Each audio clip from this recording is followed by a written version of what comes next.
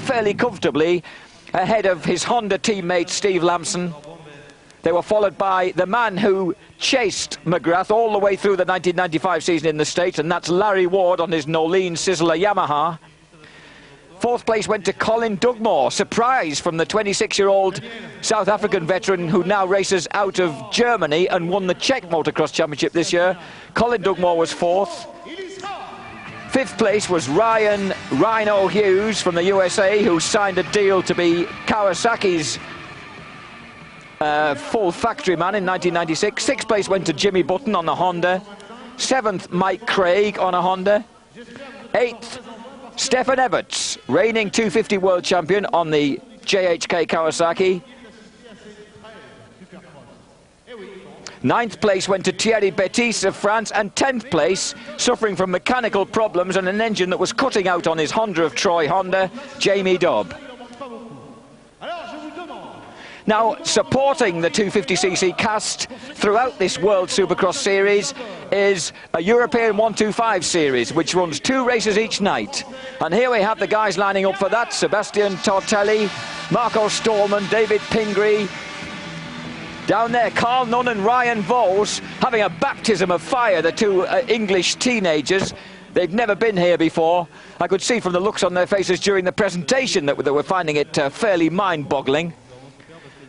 But they've got some pretty terrific opposition here. Now, they came out of Barcelona with Sebastian Tortelli, the 17-year-old French sensation on the Kawasaki, who finished 3rd in the World 125 Championships, leading the 125 European title race.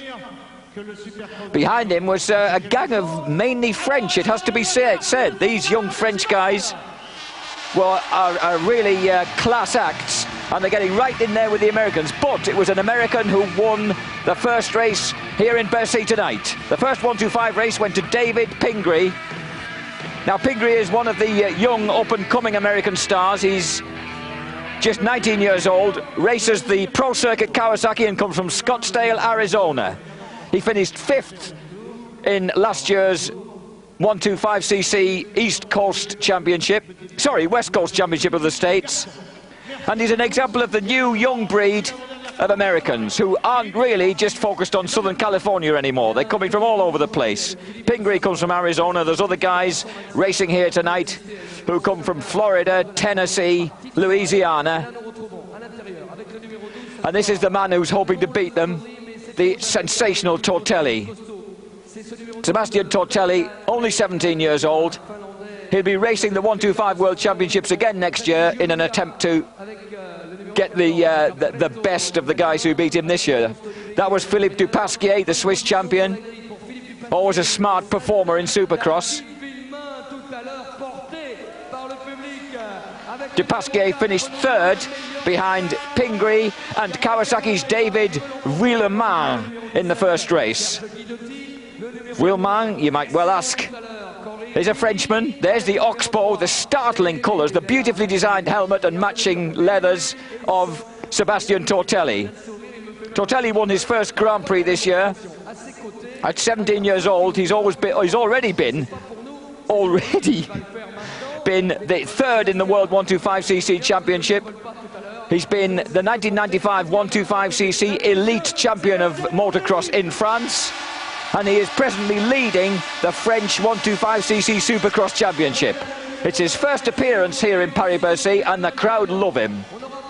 However, he crashed on the first lap of one of the races in Barcelona. Ended up coming back through the field to finish, I think, 4th. He only finished 6th in the first race here in Bercy, but he's still leading the overall European Series. Number 14, who we caught a glimpse of then, also on a Kawasaki, was Luca Preto, one of the few interlopers into this predominantly American, French-dominated sport, and he's an Italian, of course. And the Phillips girls, this sensational event at Paris-Bercy has been supported by Phillips and Philly Shave for a very long time. And their girls are always there with the bonbons, having themselves a good time, and working this crowd up into a pretty frenzied state of mind. So this is the 125cc event we're awaiting. While we are awaiting it, can I just refer you back to the 250s for a moment and tell you that Mike Brown on a Honda won the first heat ahead of Jimmy Button and France's Frédéric Véal. The second heat, which saw McGrath, the favourite, crash twice, saw Ryan Hughes on a Kawasaki beat Larry Ward's Yamaha, Mike Craig's Honda, and David Arviles, the talented Spaniard, on a Kawasaki. But these are the 125 boys. Now remember, these guys aren't racing towards the final. Each race counts for them. 15 seconds to the gate dropping. Each race counts for these boys. They ran two races in Barcelona. They've run their first moto here tonight. This is their second. And the gate's about to drop backwards, so don't, whatever you do, get that front wheel trapped under it. And number 17, a hairy start, as number 17 nudged aside number 3, but it's number 7 who's come out at the front, and that's Philippe Dupasquier, the Swiss. Number 3, David Pingree, the tough little American, coming around the outside. And Pingree's made a beautiful start. Number 14, Luca Petro, right in there as well. Number 8, downfield, Carl Nunn, riding the Skymast Thorpe Honda. Only 16 years old and the son of a former Shell under-21 national champion in England. Number 9, Ryan Bowes. Our own Ryan Bowes on the chain-up Suzuki. Schoolboy star, just moved into the adult class this year, so this is quite an alarming experience for a man who's not a boy, who's not done much Supercross. Number 3, Pingree. Number 7, Dupasquier. Number 14, Petro. And number 1, Sébastien Tortelli, who is the man the French would love to see up front.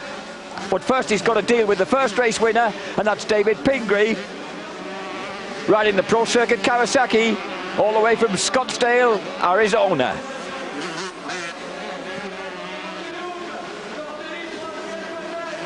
Tortelli, who will be racing full-blooded factory Kawasaki's in the 1996 125 World Championship, prior to moving up to the 250s in 1997. Number 5, shadowing in there, is Stefan Roncada, beg your pardon, another Frenchman, need I say. This 125 class is absolutely rife with French kids, red-hot French kids. We think that Tortelli's the only one because he's done so well in the World Championships, but there's loads of them. And of course what's brought them on is having their own Supercross series since about 1987.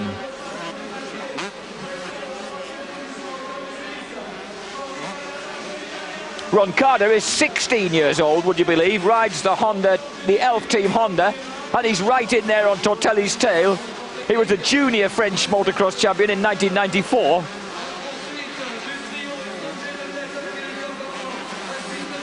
And he's obviously learning pretty quickly, because there he is, number 5, tucked in behind Tortelli.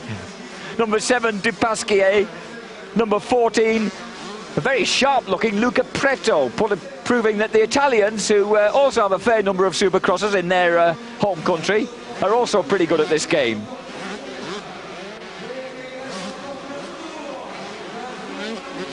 But Pingree at the moment is proving to be in a bit of a class of his own around this very, very tough, technical, tight track. Jamie Dobb was saying before the racing tonight that it is almost one pace, because people get together. There isn't really the room between corners and obstacles for people to really get a run on one another. As you can see from Tortelli, really struggling to get past Preto, which he has finally done there. It usually takes a mistake from the opposition to get you through, and that's what happened there. Preto lost momentum, Tortelli was through, thank you man, and on to the tail of Dupasquier, because of course this is not a qualifier. These boys want every point they can get towards this European 125 Championship.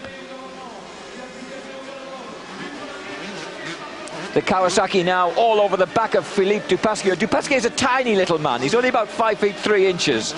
Minute little Swiss man. Always been a good Supercrosser. And at the moment showing well as he holds off Tortelli. Dupasquier, 21 years old now. So he's getting that little bit of experience.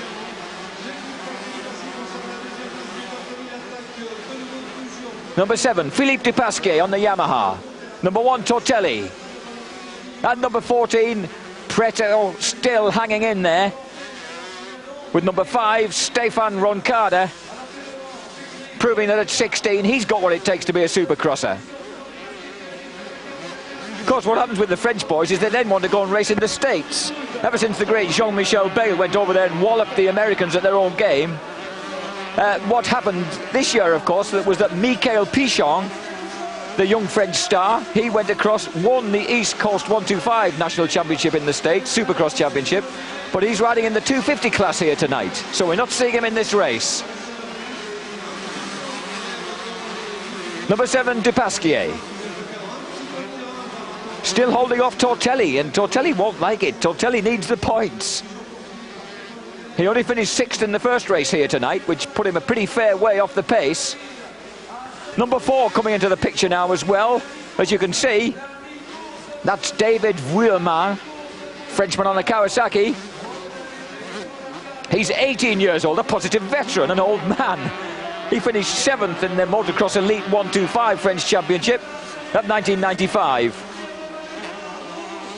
And he's 2nd at the moment in the French Supercross 125 series. Behind this man, number 1, making his move, Tortelli. Has he got through? Yes, he has. A brave attempt to come straight back across those huge obstacles from Dupasquier, number 7, but he couldn't quite make it. So now Tortelli's got a clear track. The question is, can he do anything about David Pingree, who is ahead of all these snarling, snapping Kawasaki's, with the Honda and Yamaha sandwiched in there. Pingree, Kawasaki, who we just saw a glimpse of there across the other side of the tabletop, already virtually a loop ahead of Sebastian Tortelli.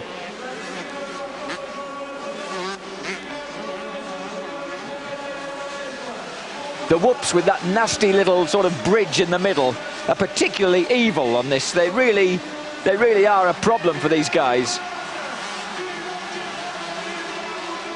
Number 4 coming through very well, passing 2 guys on, yes!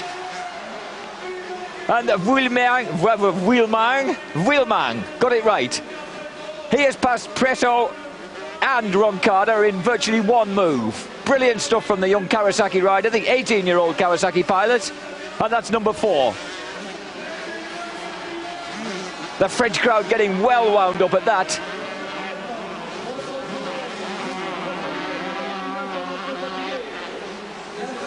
But he wants to watch Preto. Preto isn't giving up that easy. Looking for the outside line, then the inside. Across the whoops. This is so often the graveyard for people with... That was a bit of a close-up of a few moles there, but we're back onto the real thing. Number 4, Vuillemin. Oh, and that was Tortelli seeing off poor old Ryan Vos. The chase-up Suzuki boy. Just been given a little lesson, and... someone's flat out down there, number 21, and that's Beg Labramar from Belgium. Not looking too happy with life just there. Setting himself up as an obstacle where he oughtn't really to be. And here's number 1, Tortelli. Oof, and someone's laid it out on the tabletop. Is that number 2? That's Marco Stallman. Marco Stallman, who's actually the outdoor European 125 champion, motocross champion in 1995.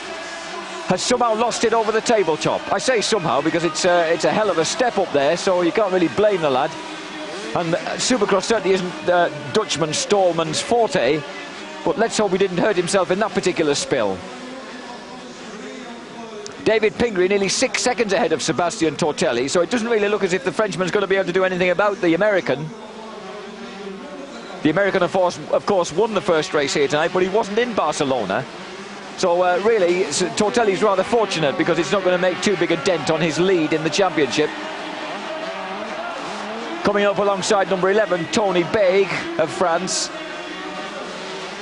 Oh, and there's been a coming together. A very, very annoyed looking Vuillemin and an even more dismayed looking Dupasquier have knocked one another out of contention. Oh, dear me. Well, we didn't see what happened there, but neither of them looked particularly happy with the fact that good points have gone west because they were lying 3rd and 4th. The French cameramen focusing almost entirely here on Sebastian Tortelli. It's rumoured that, and here we get a glimpse of David Pingree, the man who's leading the race. The Scottsdale, Arizona boy, looking very neat.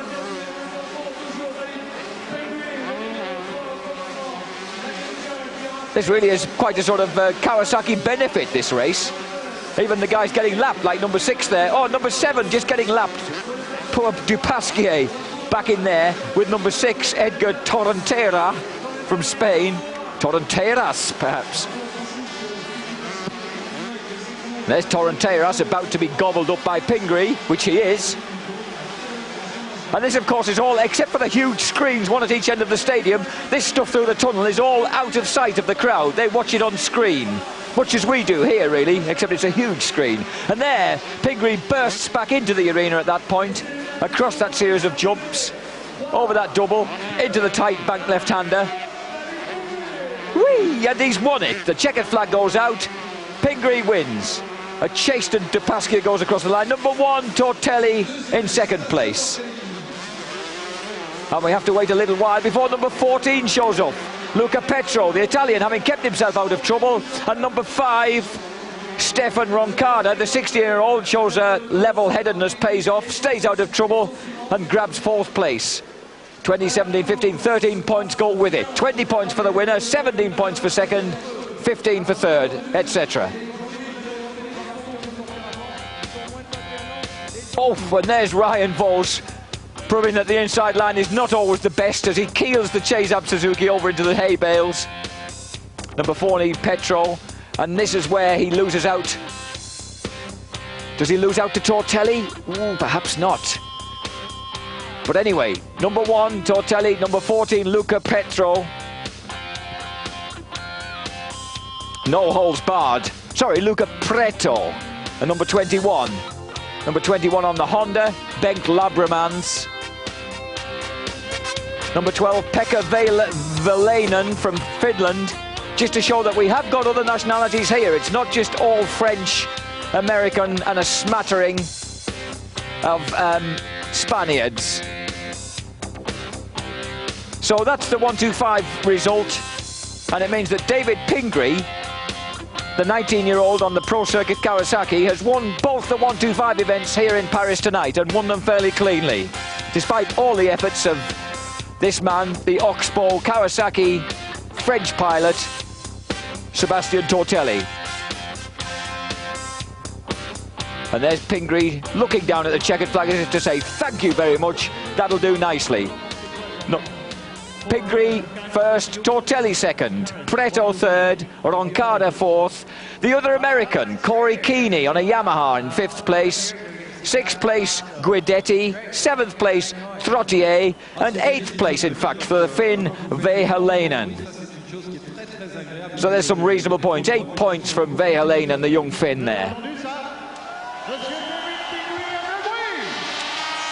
Now, the big boys will be out next. Don't go away, we're having a commercial break. It will be followed by the grand final of the 250s here at Paris-Bercy. Formula One on Eurosport with Goodyear.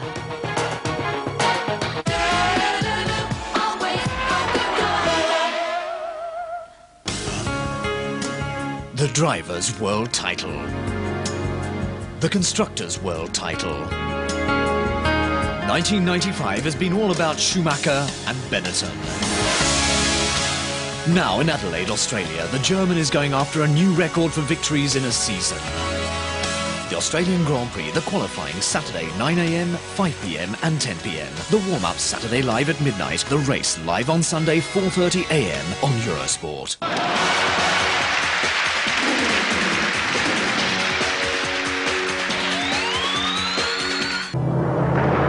Eurosport Live.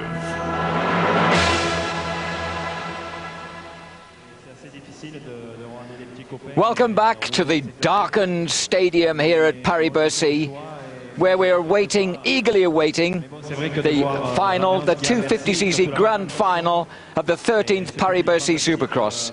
Lulu Bernidelli, our our tubby commentator here is actually talking to the current French idol, and he is Mr. Yves Demarié, who, when he was leading the World 250cc Championship in the middle of 1995, broke his leg.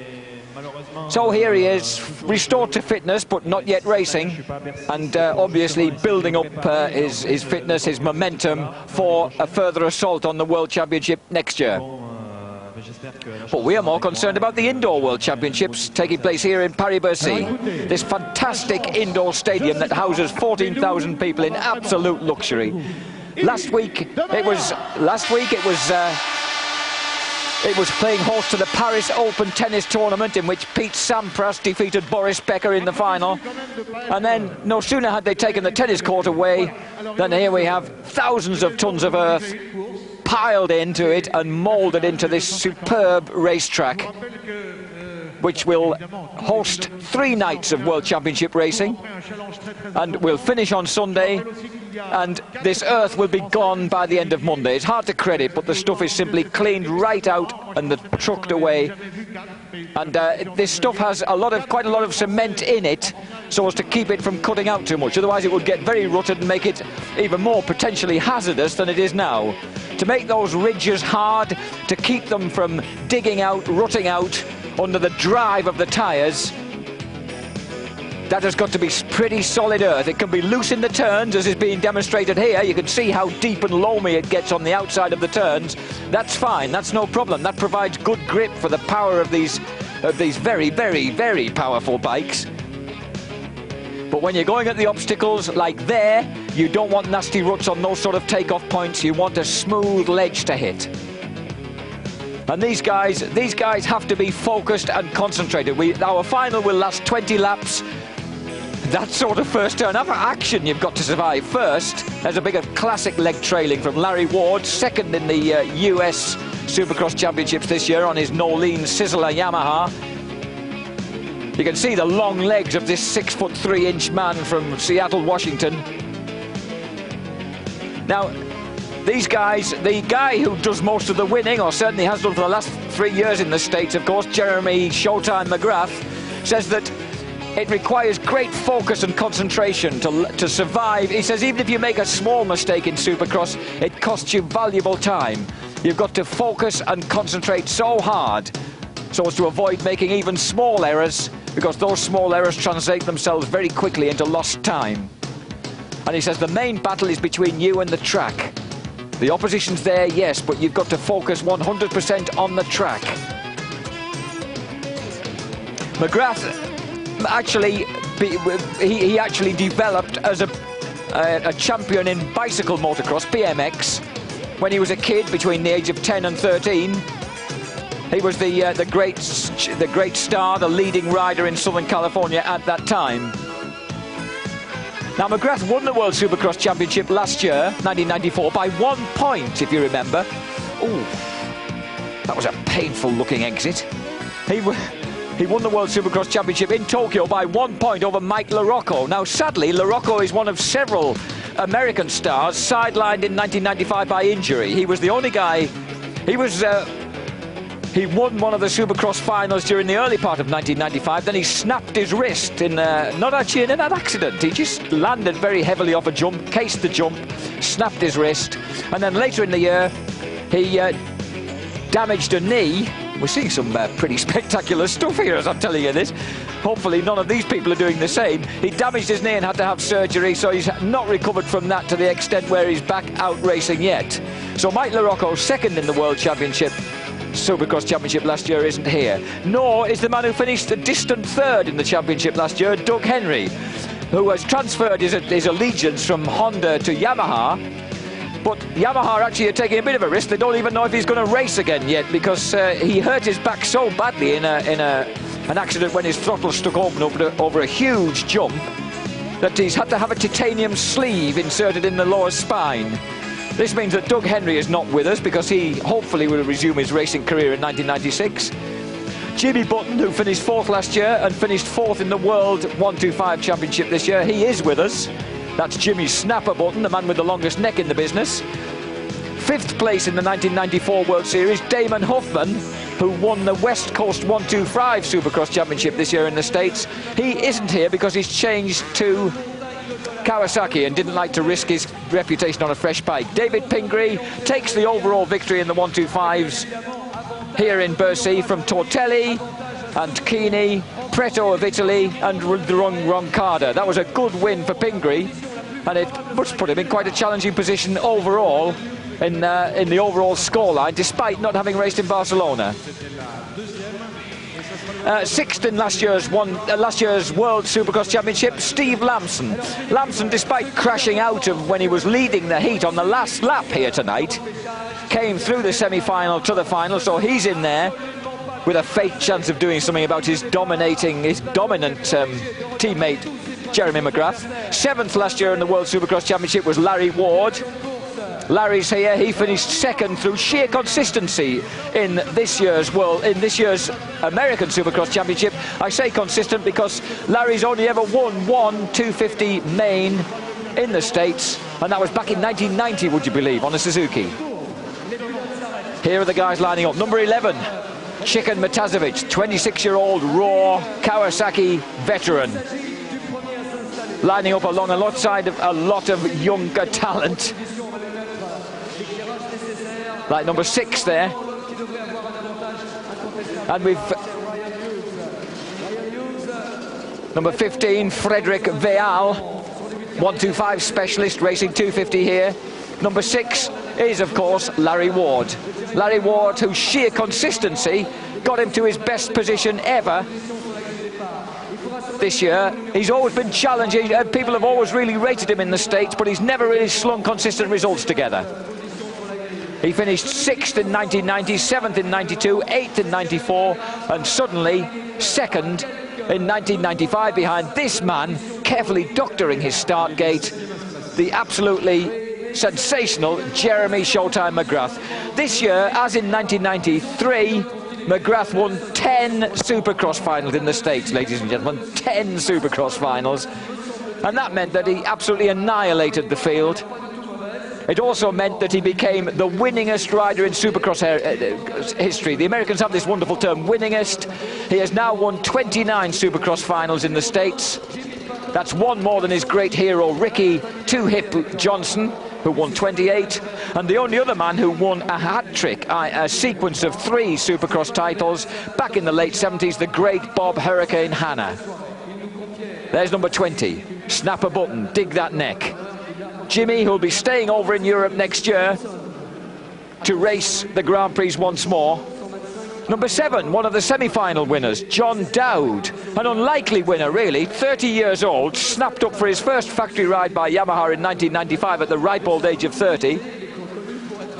There's Jimmy giving us a little wave, thank you very much. Number 6, Larry Ward, who loves winning at Bercy. He's desperate to win, but he's got this man, number 1, the man with the blue number 1 plate that shows that he is the dominating force in American Supercross at the moment. And he will be the man to beat. McGrath, so cool. Didn't get his first motorbike till he was 14 years old. Talk about veteran by normal American standards. People like Larry Ward have been racing since they were 6. So although he's 23 years old, McGrath has only been racing 9 years. He went to his 3rd meeting. His parents didn't really know much about it. They went to their 3rd meeting. They stuck him on the wrong start line. They stuck him in amongst the novices instead of the beginners. He finished 3rd in the race. Would you believe people started protesting? And they said, well, what do you want to be, a novice or a beginner? And they said, oh, gee, well, novice sounds pretty good to be. So they became a novice instead and skipped the beginners class. And really, Jeremy's career's never looked back from that moment. Number 16 in there is one of the French challengers, Michael Machiot. And here we have an interesting view through a pair of steamed up goggles. Does this mean that we're going to get a lineup? It does. The grid, I beg your pardon, for the department, we're not grilling them. Ryan Hughes, Mike Brown on Honda, Larry Ward Yamaha, Jimmy Button Honda, Mike Craig Honda, Frederick Vial Kawasaki, McGrath, Dowd, Lamson, Stefan Everts, World 250 champion, Emig, Darrell King, and the rest. Darrell King and a few Frenchies. And the Frenchies will be in there, believe me. Daryl King is an unusual one to have in here. He's the only 500cc Grand Prix rider we've got on show tonight. Finished third in the Grand Prix this year. Number 4, Steve Lampson, getting a bit of exercise for the old wrists. Loosening up a bit, warming up, because you take a hell of a pummeling once the gate drops. Daryl King, as I was saying, now 26, first came over from New Zealand, where he was the Supercross champion there in 1988. And he's still a pretty decent Supercross racer, even though he's raced the 500 Grand Prix on and off ever since. That fabulous backside in the middle of your screen will shortly be holding up a board which will say 15 seconds. That's 15 seconds to the gate dropping. She'll spin it round, 5 seconds. She'll hold it there as long as she dares. The gate will drop backwards and she'll absolutely scamper. She needs to as well, because these guys will be waiting for that gate to go down.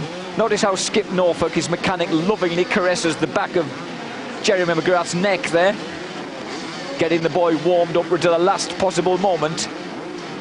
McGrath uncharacteristically crashed twice in his heat, had to come through by winning the second semi-final ahead of his teammate Steve Lampson, who crashed also on the last lap when leading his heat.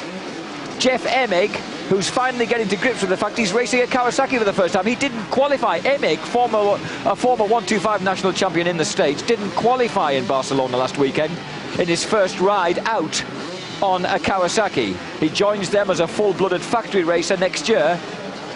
Fourth place in that semi went to Thierry Bettis, number 27 on a Honda of France.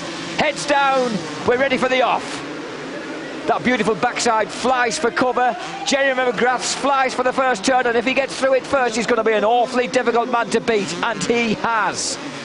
The number 1 plate is there at the front. He cakewalked Barcelona last weekend. Absolutely cakewalked it. And he's got a real flyer ahead of number 10, Mike Craig, on the Honda of Troy Honda. What else would it be? The Honda of Troy Honda. Number 6, Larry Ward, slightly fumbling across the whoops behind number 2, Jeff Emig. And they've jammed one another up at the end of the whoops there. A bad move, boys. As Jerry McGrath says, one little mistake and you lose a lot of ground. Ward is 4th. Behind Emig, who's obviously quickly coming to grips with the Kawasaki. That's interesting, from no-hoper and non-qualifier last year. Number 16 in there. Michael Machiot is the first of the Frenchmen. Number 16 on the Honda. Number 27 behind him, Thierry Bettis.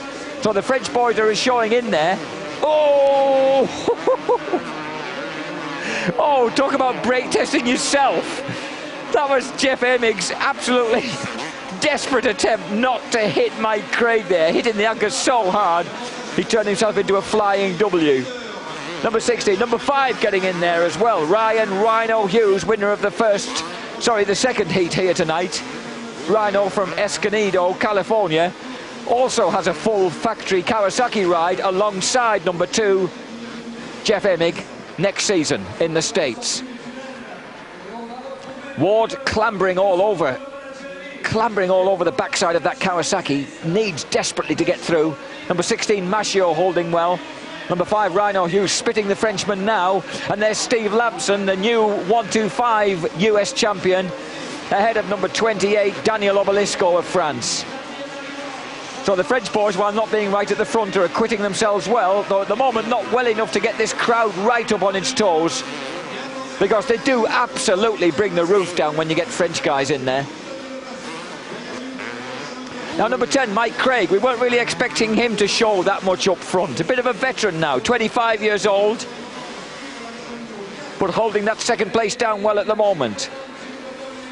He did once actually win a 250 Supercross final, Mike Craig, and it moved Yamaha to sign him on as a quick replacement for the retiring Damon Bradshaw. But Mike promptly got all sort of funny when he got the pressure of a works ride on him, didn't really enjoy it, and left them halfway through the year, last year, and went on to the Honda of Troy as a privateer. So here he is, number 10, actually feels more comfortable riding privately than he does sticking his neck out as a highly paid factory rider. Number 5, Rhino Hughes, is coming through, as is number 4, Steve Lampson. But at the moment, none of them are really getting and there we just caught a glimpse of Jeremy McGrath. Number 10, Craig, is actually holding on to him. Number 6, Larry Ward, a little disappointing in these confines. Perhaps he prefers the slightly more open spaces of the big American Supercross circuits. Although he has won here on a couple of occasions in 89 and 91, Larry Ward. He's a very, very great favourite with the crowd here in France. Number 2, Emig. Emig really has shown that he's come on a bit.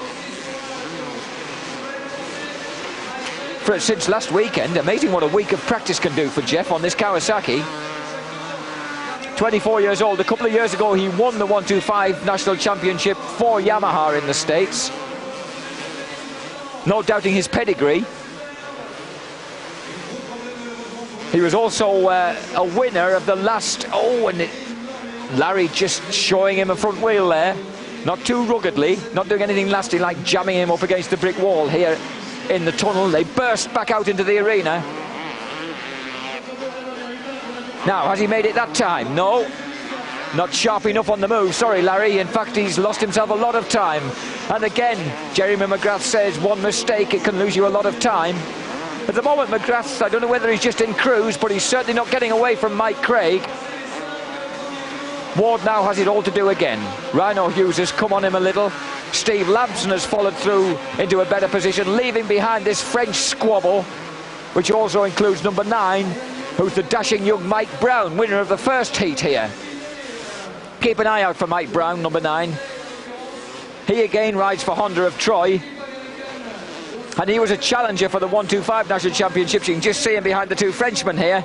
Sorry, I'm calling Jimmy Button a Frenchman. Number 20, Jimmy Snapper Buttons in there. Showing that a year in Europe, chasing the World 125 Motocross Championships, hasn't done him a great deal of harm. Certainly not when it comes to ruthless Supercross tactics like that. Showing number 27, Jerry Betty's, Boom Boom Betty's. Now, Boom Boom is so known because it's usually him who's pulling stunts like that. But anyway, Jimmy Snapper Button showing him how it's done. Oh, and Mike Brown has just lobbed his Kawasaki away across the whoop. It looked very flash, but unfortunately he wasn't with it. So that'll have planted him rather firmly downfield again. Got it all to do. It's a 20-lap final, of course, so you have got some time to make up ground if you have the courage and the nerve to do it.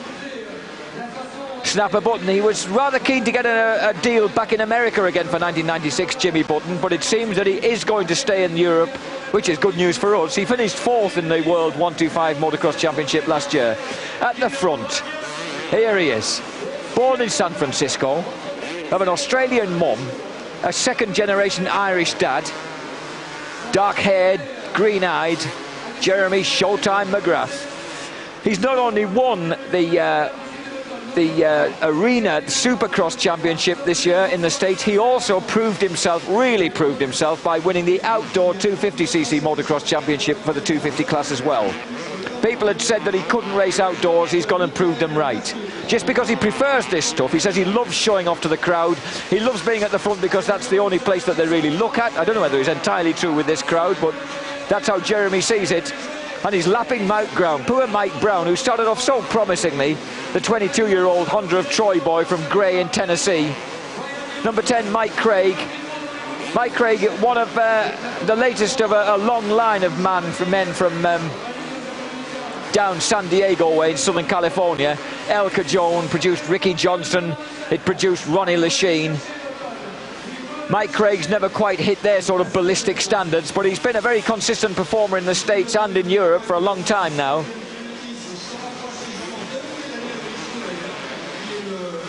He actually won a race at the NEC in 1992 in an event mainly dominated by number 6 there, Larry Ward.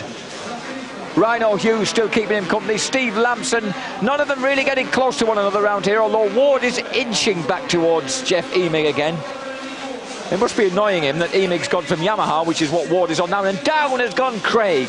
So Mike Craig, who was at least staying fairly close to McGrath, tries to get himself started again as fast as possible, gets in Ryan Hughes' way. Can't do a lot about it. Rhino's gone. Looks round and sees Steve Lampson come in and lets him through as well. So those wicked whoops have caught out another rider, in this case Mike Craig. So 5 Hughes, 4 Lampson, 10 Craig.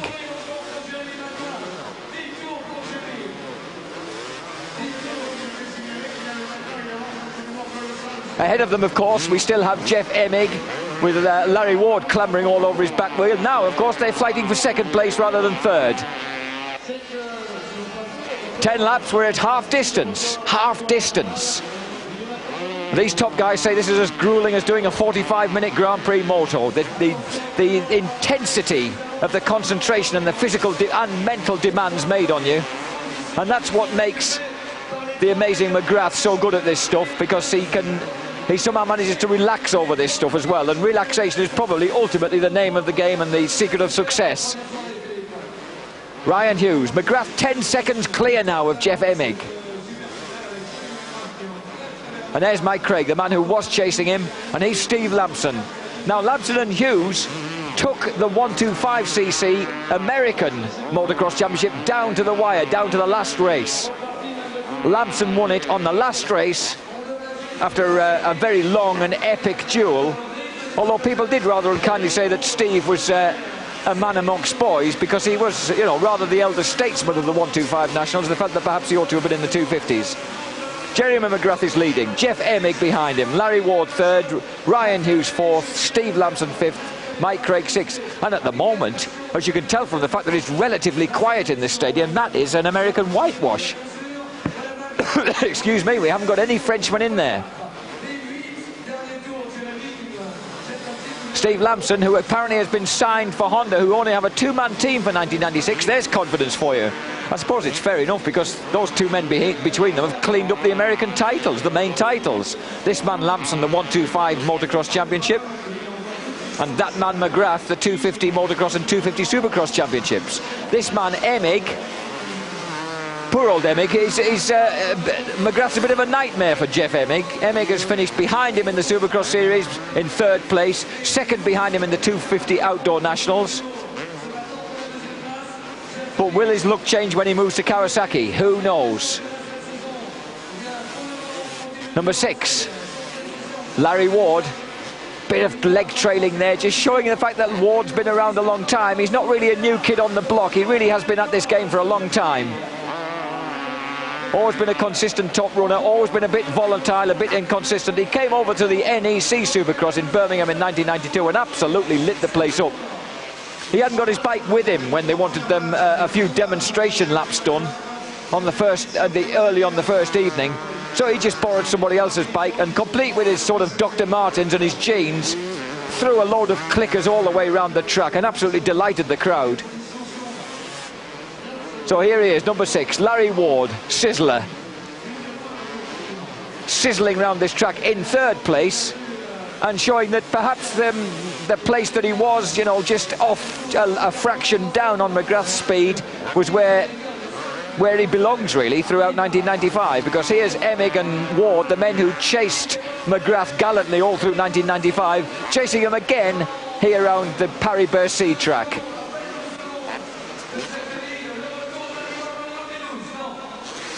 The whoop-de-doos are killers, especially that big one in the middle that takes all the momentum out of them. Because traditionally whoops are things that you attack hard. And that was a hard landing just then for Larry Ward, right on top of that triple. Giving a lot of airtime, just desperate to get past Emig. Surely feeling that if he had a clearer track ahead of him, he might be able to do something about that lead of Jeremy McGrath's.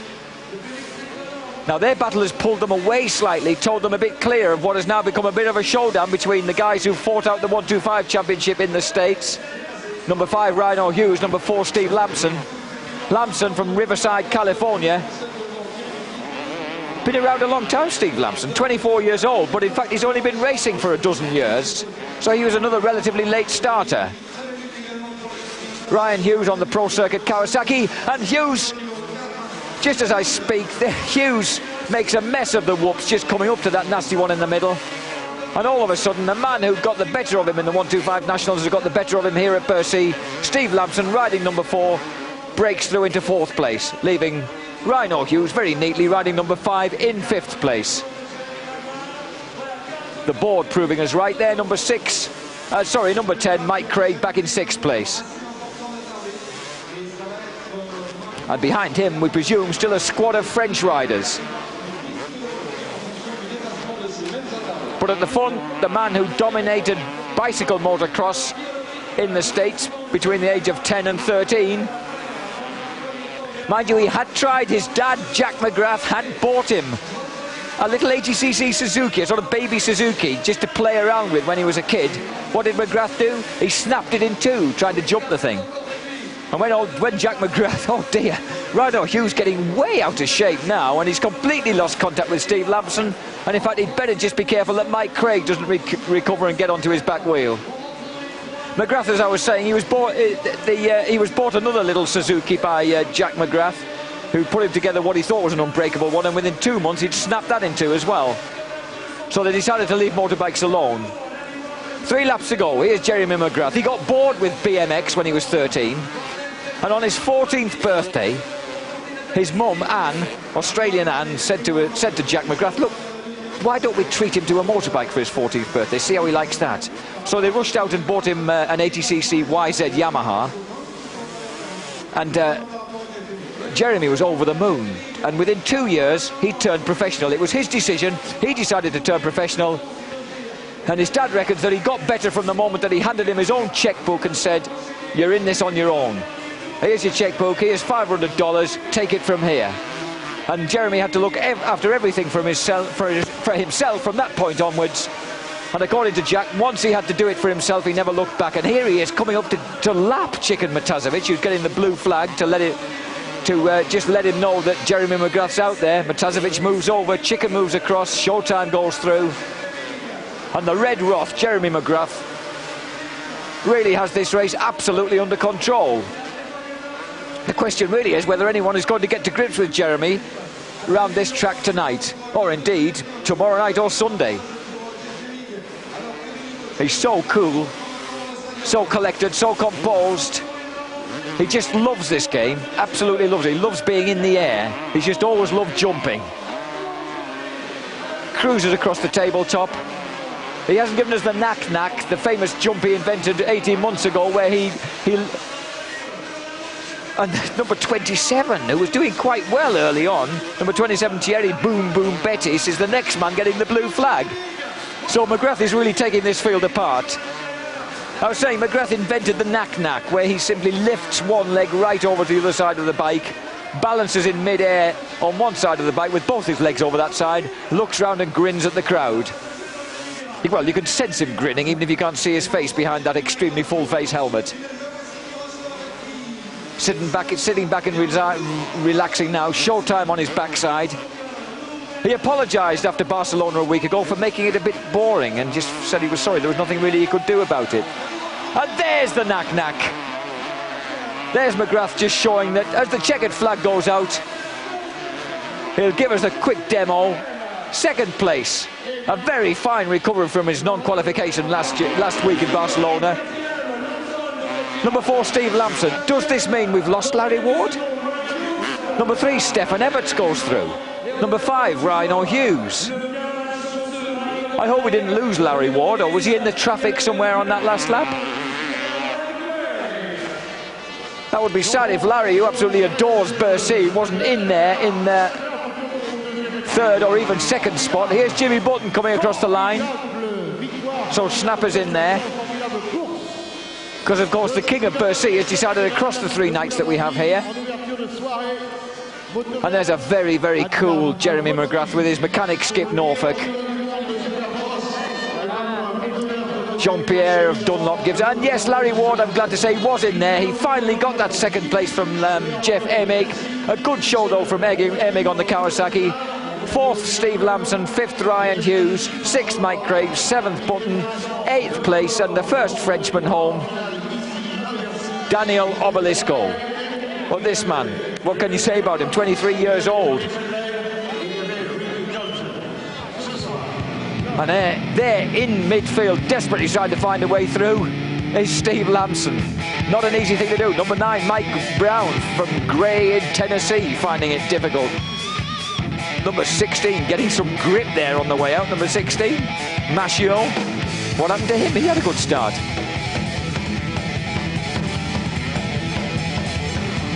Number 5, Rhino Hughes flying through the air. Number 16, Machio there. But it's been a comfortable race for Jeremy McGrath. But that was that block pass that left a ragged Larry Ward behind. But Ward got his revenge in the end. Got his revenge to take the second place here at Bercy that he took behind this man, Jeremy McGrath, in the United States Supercross Series in 1995. What a contrast they make. He's only about 5 feet 8 inches, as you can see, beside him there on the left-hand side, towering above him, look, all 6 foot 3 inches of Larry Legs Ward. And we can hear them excitedly discussing this sort of action, because these guys really enjoy themselves. They're like kids when they get to talk about it afterwards. And that was the extremely high-elbowed block pass that ruined Jerry Boom Boom Beatty's and his efforts. And there's the cool dude himself, old babyface Jeremy McGrath, 23 years old now. He won 10 finals on his way to the 1993 Supercross Championship in the States. He won a mere 9 finals, equaling Damon Bradshaw's own record in 1994. 1995, he's back to 10, and that included not starting the last round in Las Vegas, because Las Vegas... I'm glad I'm the one to beat him. Beg your pardon, I was talking over him there, saying I'm the one to beat him. He's very modest, this kid. He knows that really he's the favourite out there. Oh, and that was the moment where Mike Brown threw away the Honda in the whoops. Do you feel good enough, in good shape, to win the 2 next races, the 2 next main events? Yeah, I think so. Once I got out in front, I didn't work that hard, so I was saving my energy for maybe tomorrow night and the next night. And of course, with opposition like we've just seen, Mike Craig and Mike Brown, the two Mikes completely folding things up over the whoops, fairly painfully in Craig's case. You can see why this man, Jeremy McGrath, must feel quietly confident that he's going to take that little goatee to victory again tomorrow. The crowd have enjoyed it though, the crowd saying, thank you Jeremy, that was a good time, thanks for the show. I was hoping, and there's the knack-knack. A real hip bender, and there's Jeremy McGrath with the first night here. Honda have won a staggering, overall, Honda have won 31 out of 45 finals here in Bercy in its 13-year history. And that's Jeremy McGrath taking it up to 32 out of 46. They really have been the dominant breed of motorcycle here in Bercy. Actually, it's 12 years, because we ran 2 in 1984. And there's Jeff Emig brake testing himself early in the race, showing that you've got to have a pretty strong set of gonads to endure this sport of motocross. We'll be back in a few moments. Come back and join us again here in Bercy. Good night for now.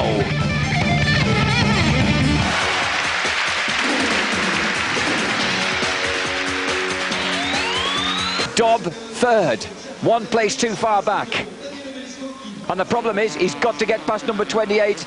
That man, Daniel Obelisco, if he's going to make himself his presence felt in the final. And we're on to the last lap. I don't think there's going to be enough time for Dobby unless something happens in front of him. 25-year-old Obelisco on the Team Honda, Elf Honda, looks as if he's going to best Jamie Dobb, who rides for Honda of Troy, the American dealership team. There's Obelisco chasing number 11. In fact, Obelisco's looking comfortable. He knows he doesn't have to win this. If he stays in second place, that's good enough. And Dobb is almost the length of that straight behind. Head down, full ball through the tunnel. Chicken Matazovic, hailed as a supercrosser of great promise in his youth, Chicken has only ever won one 250cc final in the States. Here he goes, winning the last chance, cocking a leg under the armpit, second to Obelisco, and sadly third place for Jamie Dobb. And although he's ahead of number 26, David Aviles, and did you see number 18 there, Frederic Bolle, holding out an apologetic hand to his French fans as if to say, what could I do about it? Lacking race practice, I just wasn't fast enough. This man was. Chicken Matazovic, the winner of the last chance repechage. He'll be joining some pretty classy names in the final. He used to be the factory Kawasaki pilot for many years, and now he's gone back onto the Team Green machine. Matazovic actually won the Japanese Supercross Championship from Ronnie Tichenor, another exiled American, this year. So really, since those successes in 1988 and 1989, that's the first national Supercross, that's the first national championship he's won. You can see from these slow motion pictures how much hammer the suspension soaks up. And that was Bolle's block pass on Jamie Dobbin. Although Jamie got back past him pretty smartly, it wasn't good enough. In fact, this is the moment when it happened. Bolle takes an unsolicited side step into the hay bales there, leaving Jamie Dobb clear to go through. But it wasn't enough. A kind gesture, but not enough to get Dobby into the final. As I was saying earlier, Jeremy McGrath actually crashed twice on his way to 8th place in his heat. There's that block pass again. Jamie just not quite getting clear of it. I was wrong about armpits. That foot of Matazovic's was up round his head. So Dobby is joined in the spectators' enclosure with Bayer Vilas, Eckenbach, Bolle, Phil Lawrence and Holland's former 125cc world champion Pedro Tractor.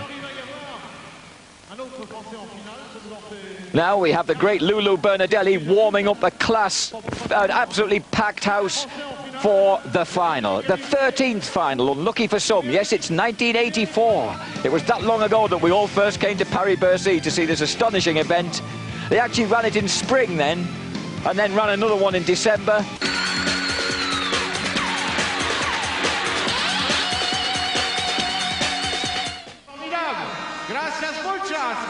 Good evening, ladies and gentlemen. This is Jack Bernicle welcoming you back to Paris-Bercy and the World Supercross Championships here in France. We've just seen a dramatic last chance in which the Spanish motocross champion, David Aviles, propelled himself through to tonight's 250cc final. And we're waiting also to see what happens in the second leg of the 125 European Championship, presently led by the sensational Frenchman Sébastien Tortelli. Already, we've seen some dramatic action tonight, following improvements to the circuit made by American designer John Savitsky, which has knocked 2.5 seconds on the off the lap times round here, as well as producing nasty little incidents like this. And we're looking forward to seeing whether or not 23-year-old Jeremy Showtime McGrath can make it 2 wins in a row here in Paris tonight. Meantime, lining up on the grid shortly will be the 125 guys, who've already, of course, been out once tonight. We've seen them. We've seen David Pingree, the young American, complete a hat-trick of victories. He won twice last night, beating this man, Sébastien Tortelli. Tortelli was once more second earlier this evening, ahead of fellow Frenchman Stéphane Roncanda and the other Frenchman, Serge Guidetti, followed by a further Frenchman, David Willemar, Edgar Torrenteras, and the other American, Corey Keeney.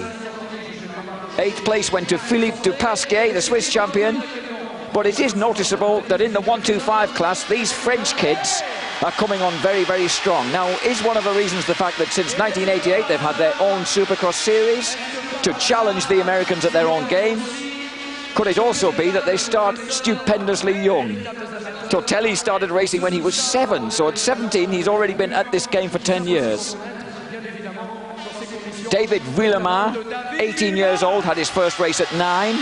And Stéphane Roncada, who is 16 now, had his first race at 4. So he's been racing 12 years of his youthful 16. So these boys have been at it a long time. Experience is already the name of the game for some of them, even though they're just teenagers. The atmosphere here has been pretty wild. The racing has seen some very, very, very exciting moments for them, because the French riders in the 250 class also have been putting on a much better show tonight. 19-year-old Michael Pichon, who won the East Coast 125cc Supercross Championship this year in America, won a semi-final. He's been smitten with flu for the last week. He says he's feeling a lot better tonight, and he certainly showed it with a flash of brilliant form on the 250cc Kawasaki. We also saw an almost heat win for Frédéric Bolle earlier in the evening. So the French have had a lot to cheer, and they'll probably have a fair bit to cheer about tonight, except for that boy Pingree. But here is the grid lining up for the second race of the 125. Number 3, David Pingree. Number 1, Sebastian Tortelli. Number 14, the Italian Luca Preto. Roncada, Kini, Guidetti, Trottier, Vahalainen, Saporta. Englishman Carl Nunn, Torrenteras, Dupasquier, Chiampi, Baig. Englishman Ryan Vols and David Wheelerman. Any one of these guys could win, except possibly dear old Ryan Vols. This is a pretty nerve-wracking experience for the former schoolboy star from England. The din in this stadium tonight has been enormous. The roof has been lifted off on numerous occasions. Another good and encouraging point about tonight's final is that Jamie Dobb, 23-year-old Englishman now racing in the States, originally from Ripley in Derbyshire and a former national champion of the UK, has qualified for the final despite having a massive get-off during practice this afternoon, which resulted in him having a stitch in a wound in his neck. He got offline off a huge triple jump, landed on the straw bales, end over end, battered himself about a bit. But if it has this sort of effect on his riding, then, you know, perhaps Jamie ought to knock himself around a bit more often. So the 125cc machines now revving up. The second race tonight. The first one, remember, won by number 3, David Pingree from Scottsdale, Arizona. The home of the 1994 125cc World Motocross Champion and American Bobby Moore.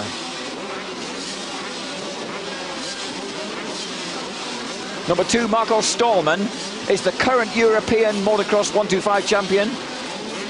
But he's having a pretty bitter time of it round here, Stallman. He's had a few crashes already. He's 2 crashes yesterday, another one in the first race today. Obviously the tight confines of this amazing stadium with its 14,000 seats banked around, packed to capacity tonight, don't exactly suit the young Dutchman. 5 seconds to go and Nesnet's Lady will be out of the way as fast she can Scarpa. There they go, there she goes, and there goes David Pingree. If someone doesn't head him off the start, he's going to wipe the floor with them again, because once that boy gets away, and he is at the front, he takes a lot of catching. Number 5, Roncada, has spat his 125 into second place. Can the 16-year-old Frenchman do anything about the 19-year-old American? Number 3, Pingree. Number 5, Roncada. Number 1, Tortelli, is in 4th place. Good, but not good enough, perhaps. Number 17 in there, Serge Guidetti. So the French boys are once again in hot pursuit of that wretched American who keeps spoiling their results. They'd have absolutely French whitewashers in these races if it wasn't for Pingree. Number 20 in there is Corey Keeney on his Yamaha, so the second American here in the 125 class has actually got a pretty good start this time. Let's see what he can do with it. Tortelli there, number 1. Aiming to win the 125cc World Motocross Championship next year. Possibly, they've already tried to tempt him over to America. It could yet happen. But if he's going to go over to America, then the best thing to do is go over early, like Mikhail Pichon did at the age of 18, and get some winning under your belt. There we have it. 2 Americans, 4 Frenchmen making up the top 6.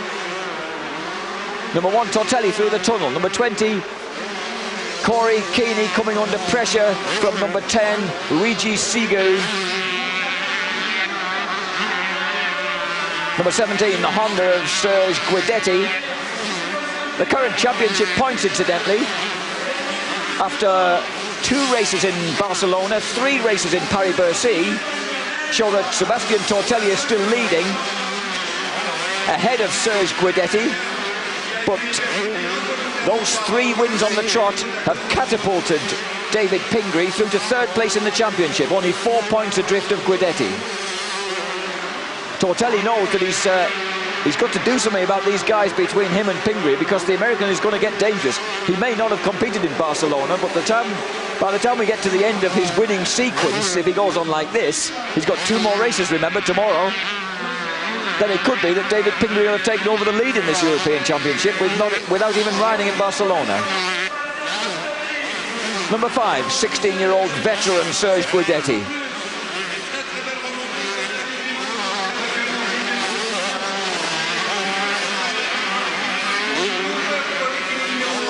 What's happened on this track, incidentally, is that changes have been made by the designer, American John Savitsky, particularly through the whoops and also down the straights along each side of the track, where he's opened up possibilities for double and triple jumps, a greater variety than what was available before. Where the whoops are concerned, he's knocked about 1 metre in height off a small tabletop in the middle of the whoop-de-doos, which means that the riders are happier because they can tackle them faster. He admits that the course design wasn't spot on for last night, but he's certainly got it right this time. Here they go through the whoops. Pingree showing that the little tabletop in the middle hardly knocks any pace off now. There's number 17 hopping his way over it. So is Guidetti. Number 3 Pingree. Number 5 Roncada. Through the tunnel, Guidetti. Number 1 Tortelli chasing desperately hard. We tend to forget that the amiable 17-year-old Tortelli, who speaks exquisite English, is still only just turned 17 years old. I mean, we talk about him almost like we're expecting miracles, really. 17, Guidetti beginning to come under pressure now. Tortelli really getting the power down around the outside, trying to wind his way through, catapulting that Kawasaki past. And he might be making it, no.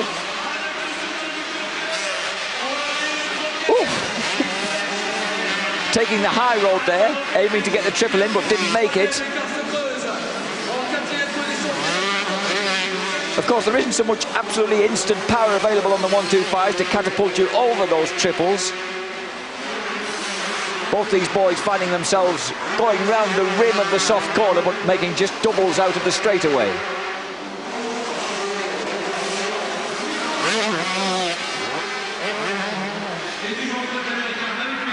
And it's along these straights at each side of the stadium now that there are different combination of jumps available.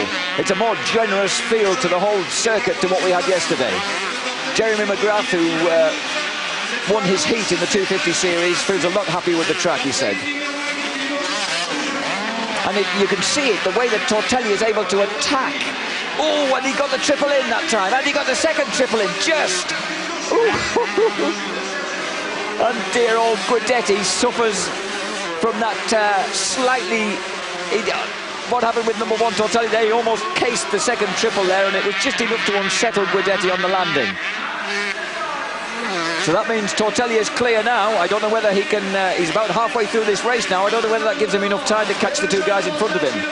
Up front, notice that the amazing 16-year-old Roncada is really hanging on to David Pingree. Pingree popping those triples. Roncada doing the same. These boys are fearless. But as 3 times world motocross champion Greg Albertine, who's spectating here tonight, has found out in his first year in America, the Americans have enormous jumps and they go at them and they tackle them first time. And that's something that Greg has been having to learn to do the hard way over in the States. And this is what these French boys are capable of doing now. And the way that Roncada is holding on to young Pingree in front of him shows just how well they're learning. But they're coming up on lappers. Now, will the extra experience of Pingree show when they have to get through the back markers? We saw those moles yesterday. Got in the way at the same time. Pingree not able to do the second triple, but I very much doubt whether the pursuing Roncada could. In fact, Roncada's lost serious ground there, being held up over both triples. Pingree's just made his escape a bit. Jeremy McGrath was saying that he's much happier with the circuit around here, but he says that what he loves about Supercross is the intensity of the action. It's not so much the physical as the mental demand. The fact that even the smallest mistake can lose you precious time. Unlike, he says, racing outdoors where you can get away with small mistakes and you just have to nail the throttle that bit longer than the guy who's racing with you. What happens around here is if you just have a little bit of ill fortune, like number 5 here, Stefan Roncada has had with the back markers, for example, then he's lost ground on the leader Pingree. Number 4 coming into the reckoning now, David Willemin.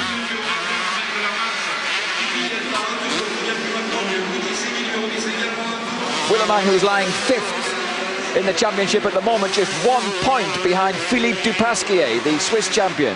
So it's looking as if with a strong line. Willemang will go into the fourth place in the championship. And there he is, number 4 on the Kawasaki. And someone's down, but we can't see who. A rather painful looking fall for number 18, and that's Sébastien Trottier, yet another of the French lads. Not looking like he wants to get back on board too fast. And now that he's been lapped, it's probably about time for him to quit. He comes from San Calais, 17-year-old, first race at the age of 6. Here's number 3, 19-year-old from Arizona, David Pingree. And he's really stamping his authority on these 125s, rather in the way that Jeremy McGrath did when he first came over in 1991, riding the Team Peak 125 Honda. So could this be an omen for the future? Who knows? Dave Pingree on the Team Pro Circuit Kawasaki, the same team, in fact, on which Jeremy McGrath made his name, won the West Coast 125cc Regional Supercross Championship 2 years in a row in 91 and 92, and followed that 93, 94 and 95 with those famous victories.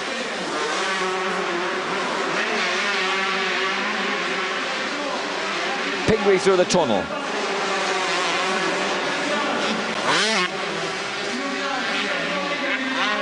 And he's choosing to do a triple and then a double at the end of that sequence along the straight. Lays it flat over the tabletop. Looks round to see what's happening behind him. And here's Ron Carter to finish second. A wave to the crowd.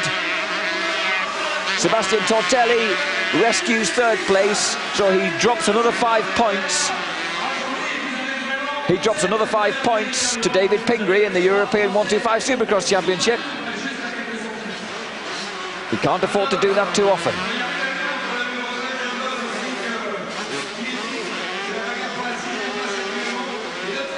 David Pingree, baby-faced, fair-haired, 19-year-old from Scottsdale, Arizona.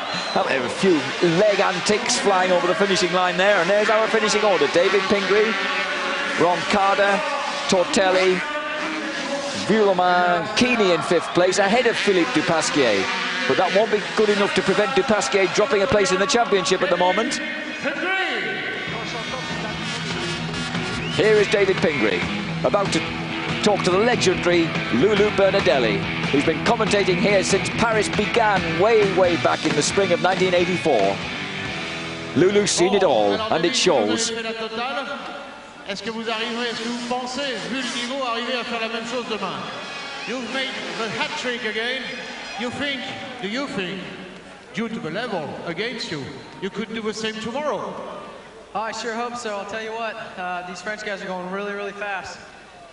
You know, in that first race, I hope nobody got mad, but it was just some tight racing. You know, we were all bumping a little bit, and if anything happened, it was unintentional. So the crowd here at Bercy is great. I love Paris, and hopefully tomorrow night's racing will be just as good.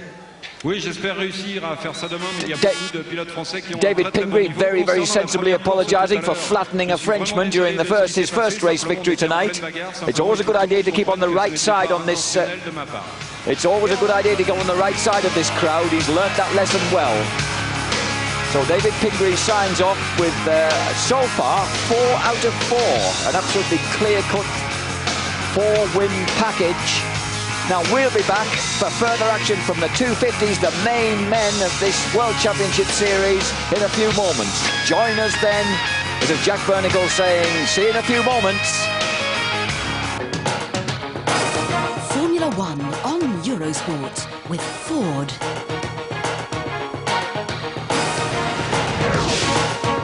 And Hitachi.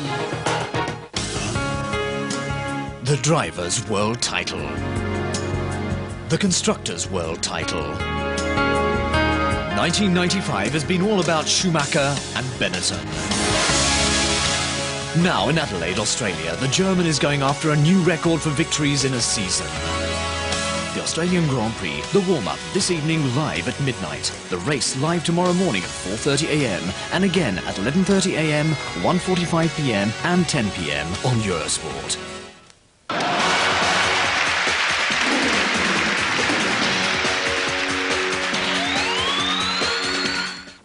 Du circuit Welcome back to Paris-Bercy, the great Palais Omnisport, here in the capital of France, where we're waiting for the final of the World Supercross Championship, second night here. We had one night in Barcelona last week. We had the first night in Paris here last night. Tonight, we're waiting expectantly. Is it going to be another dominating performance from American Supercross champion Jeremy Showtime McGrath? Or could Larry Ward, Jeff Emig, or even the revitalised Michael Pichon, the French home hero, spring a surprise? And of course there's always our own Jamie Dobb. Jamie qualified fourth in his semi-final, the 23-year-old from Ripley in Derbyshire, whose family is here watching him tonight. He qualified fourth place in the first semi-final behind Michael Pichon.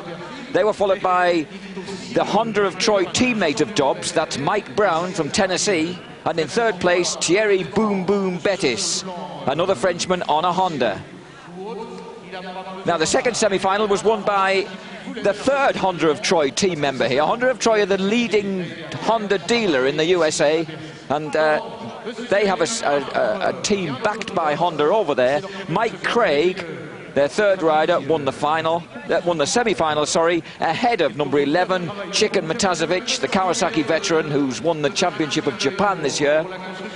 Third place went to the reigning World 250cc champion, Stefan Everts, who has now decided, incidentally, that perhaps coming up to 23 years old, his dream of racing in the States is not really a practical one. He should have done it when he was younger, and he'll never really make the grade as a supercrosser. So he's looking to win more world championships, like his great father, Harry Everts, who was 4 times the world champion in the 1970s and early 80s.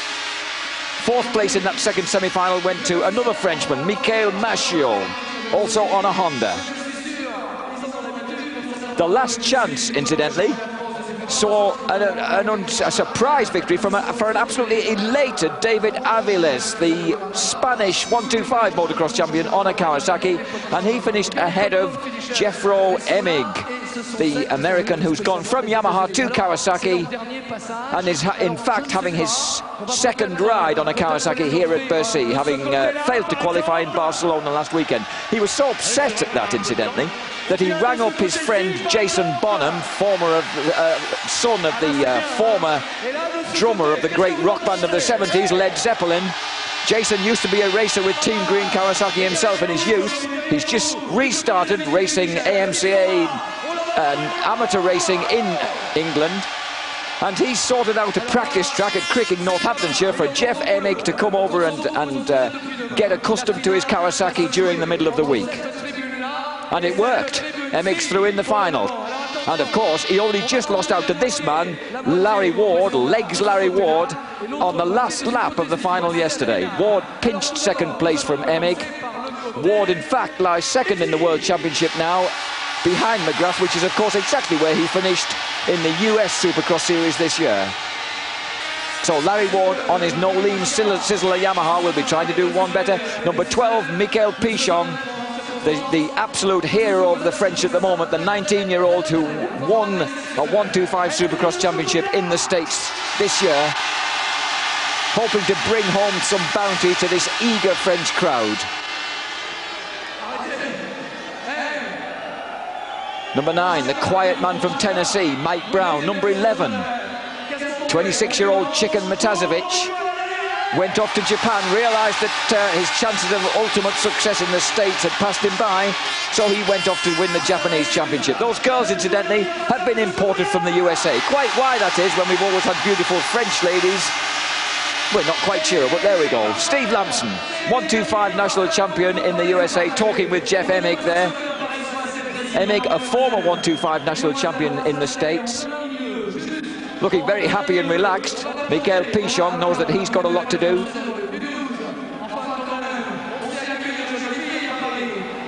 On the team Splitfire Kawasaki, we think that Pichon is going to come back and race the World Championships again in Europe next year, rather than stay across in the States and build on his success. Incidentally, in the audience tonight, talking about building on French success, the extraordinary Jean-Michel Bayle, who went over to the States in 1991 he beat the Americans on their home soil in all their national championships. An amazing feat which no American has even ever achieved before in 1 year, nor since. Bale, of course, is now road racing. He's 90% certain, he was telling me earlier, that he's got a ride on a Chesterfield Yamaha in the 500 Grand Prix with Wayne Rainey next year. That's good news. His eyes sparkled with joy at the prospect. Quite remarkable. The only man who's really gone in recent years from stupendous success, probably the greatest ever motocrosser and supercrosser, to become a top-line Grand Prix road racer, and he's done that in the space of 2 years. This crowd, of course, remember him fondly.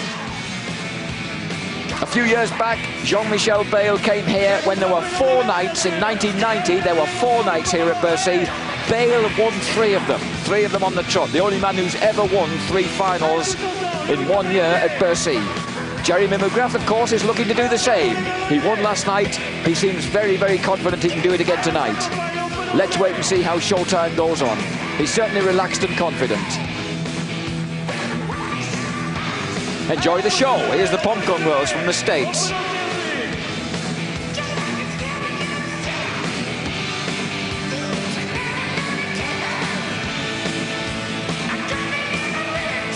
Incidentally, we have the winners here in Bercy of 32 or 33 American 250cc Supercross finals, and 29 of those have been won by Jeremy McGrath. 1 each have gone to Chicken Matazovic, Larry Ward, Mike Craig and Jeff Emig. So that's a pretty heavily weighted sort of load in favour of pre-race favourite McGrath. But he enjoys this game so much that it's no pressure to that man. He just really enjoys coming out here and playing for the crowd, as these girls appear to do. French crowd enjoying it. I don't know whether they know that these are American girls or whether they're treating them as their own home-brewed French. This sport, incidentally, started way back in 1972 in Los Angeles, when the Americans decided that the best way to promote motocross, and a sport in which they'd been thrashed up until then by the Europeans, was to haul it into stadiums and try it there. So they tried it in a stadium in Los Angeles in 1972, and it was won by a tubby 16-year-old called Marty Tripes on a Yamaha. And that was the start of something pretty big, because by 1974 they had a Supercross championship. The 250cc championship was won by a Dutchman, Pierre Karsmakers, on a Yamaha, which shows that the Europeans were good at it then. And there was also a 500cc class for the Monster Open class bikes, which was won by a Husqvarna, ridden by an American, Gary Semix. Back in 1975, the 250cc championship was won by Jimmy Ellis on an Canadian-built Can-Am. And the 500cc championship by Steve Stackable on a West German-built Mako.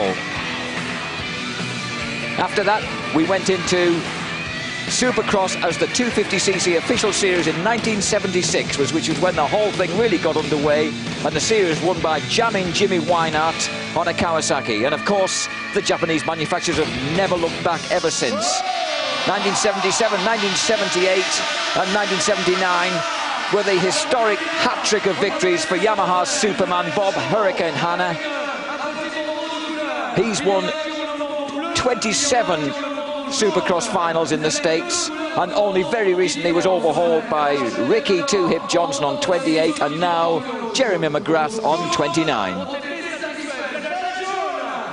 McGrath, of course, from Southern California, like Ricky Johnson, learnt a lot of his trade not only on the track, but also his ability to deal with the spectators, to hype up the fans, and to make himself the sort of likeable personality that people want to see winning.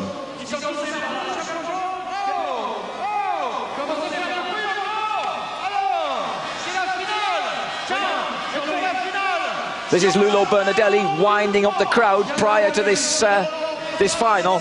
We, of course, have rounds to come yet in Tokyo and in Geneva in this Supercross series. There will be 2 nights in Tokyo and 1 night in Geneva, and you'll be able to see it right here, see the action right here on Eurosport, so don't miss it. We'll keep you posted when it's coming up. These guys will also be racing in Osaka, and some of them will be going on to race in Genoa in northern Italy, on one of the oldest established of the European Supercross series. Genoa started in the late 70s, and that is indoor in the Super Bowl, rather similar to this dramatic stadium that we have here at the Palais Omnisport in Bercy. Sometimes they fill this arena with water, you know, and they have jet skis on it. Sometimes they have tennis in it. Sometimes they have basketball. Anything goes here at Bercy. And John Savitsky, the legendary course designer and builder, will have these thousands of tons of earth shipped out of here by midday Monday. He'll start work as soon as we finish on Sunday night, and he'll work through the night, and you'll just be staggered at how quickly this track can be demolished.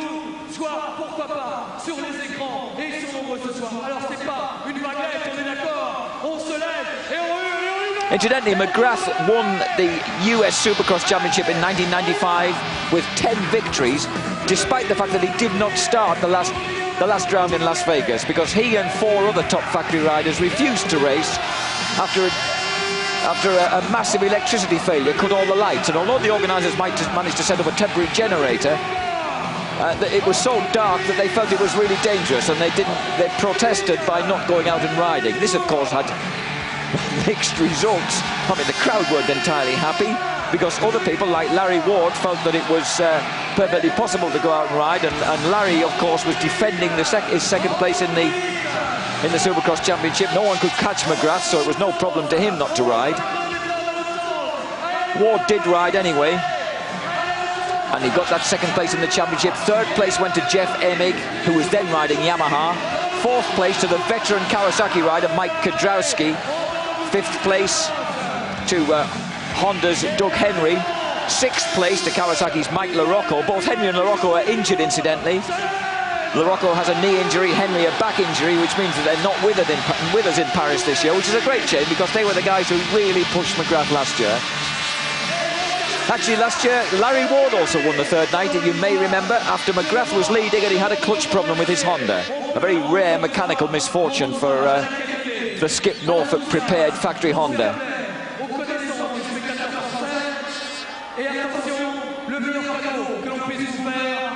Somewhere in the gloom there, number 6, Larry Ward lining up against that man McGrath with the blue and yellow number 1 plate from America, the US Supercross champion for the last 3 years.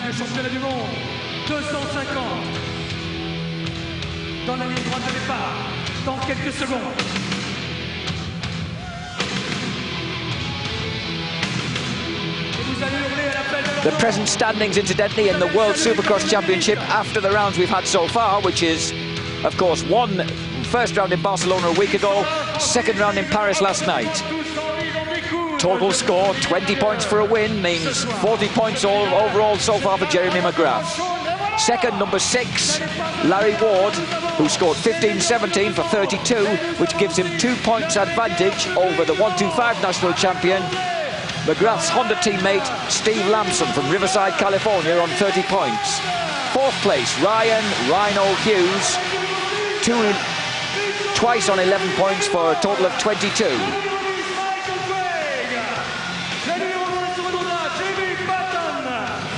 Fifth place, just mentioned by Lulu Bernadelli in this introduction now, on 19 points, Jimmy Button, who finished 4th in the World 125 Motocross Championships this year.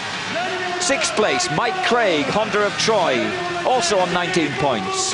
Seventh place, Emig, despite not qualifying Barcelona, his excellent third place last night gives him 15.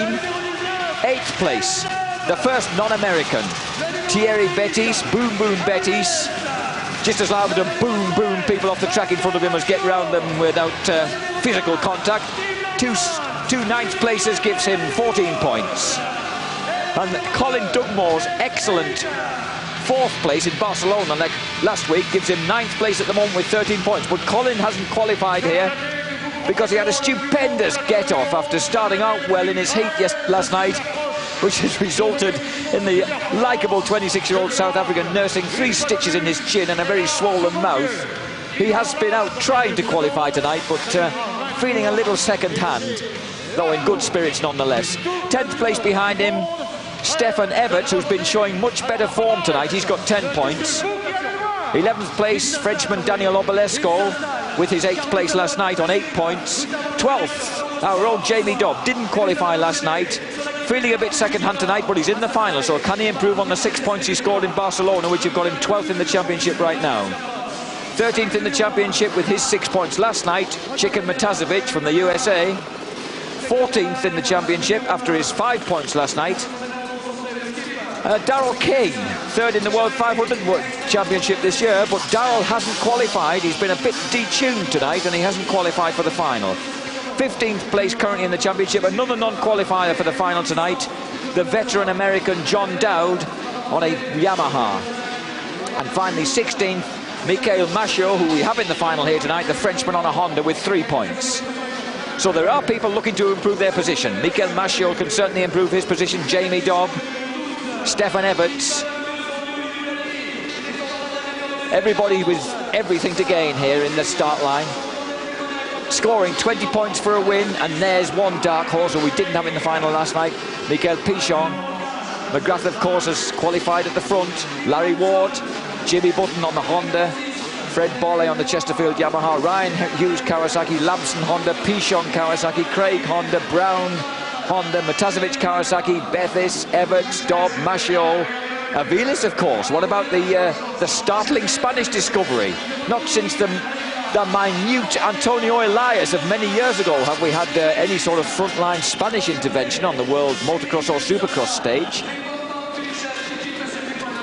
McGrath there, notice how he's rubbing those forearms, because what is called arm pump-up is a common problem in these guys for Supercross.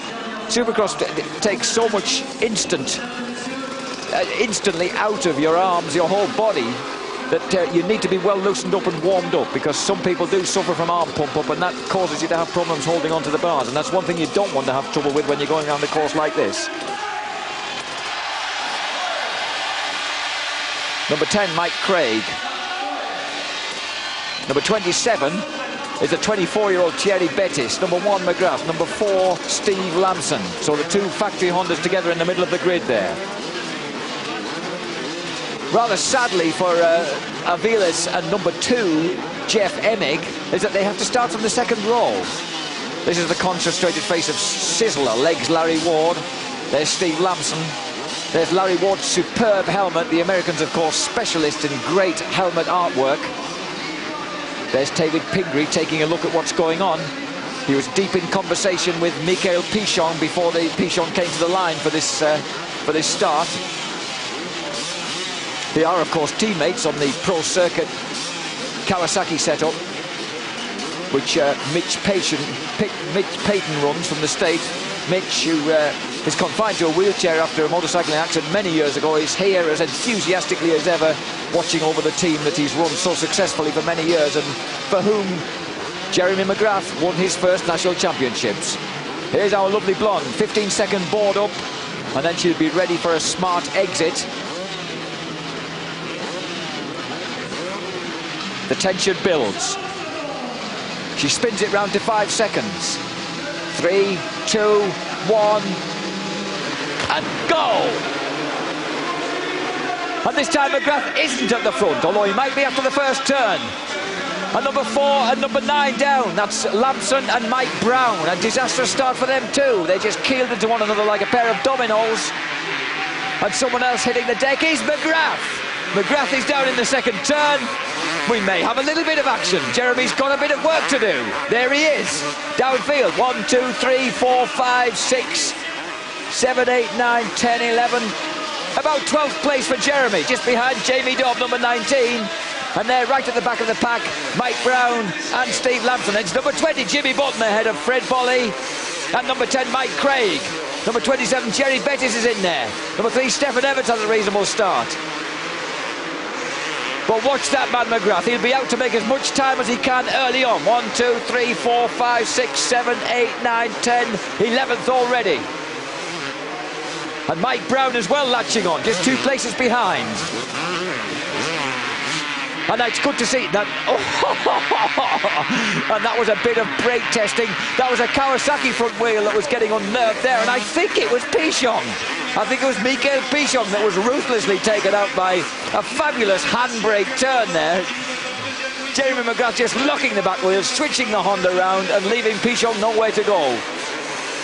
Bettis, number 5, Ryo Hughes, and number 1 already reaching Chicken Matazovic on the Kawasaki's back wheel, and watch him look for an opening now. Matazovic, 26-year-old champion of Japan, will be feeling the heat now as Jeremy McGrath comes up on his back. McGrath is already past number 3, Stefan Everts. Number 2, Jeff Emig behind him. And look how McGrath doesn't spend too much time in the air. He's not wasting too much time in the air, because when he's really serious about this business, he wants those wheels on the deck where he can drive. And here he is trying to get past Matazovic across the whoops. It looks as if Jeff's holding him out. He goes for the wide line. And the big triple, and he's got him. Across the triple, doubling it. Number 16, his next target is Michael Machiot. They're still not on the top side leaderboard. Ward is leading now, past Button. Bolle, Craig, this of course is Larry Ward's golden opportunity to make some ground back on the man who's kept on edging him out of Supercross glory in 1995.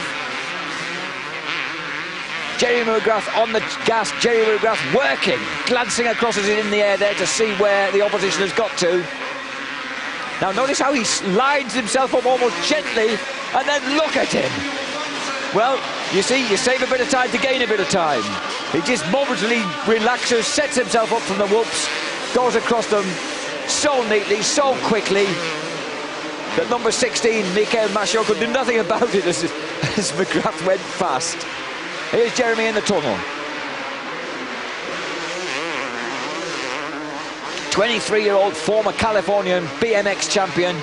Never started racing till he was 14 years old, and by 16 he decided to turn pro.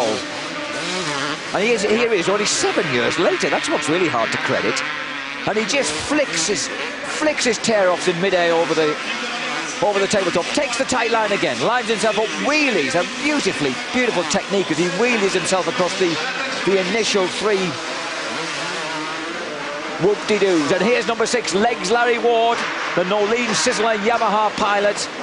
And he's making a bit of ground. What Larry's doing is getting as much ground as he can between him and the rest of the pack. If he can make sure that he's got real airtime between him and McGrath by the time, and if McGrath gets to second, then it'll be a huge advantage. Third place at the moment, Fred Bolle behind Jimmy Button. So Snapper Button is there, number 20 on the Magic Bike Honda, racing out of Italy. Number 18 on the Chesterfield Yamaha is Fred Bolle, signed up for the official Kawasaki Works team for the 250 Motocross World Championships in 1996. Jimmy Button. Fred Bolle keeping the crowd on their toes, not making the triple, but still in there in third place.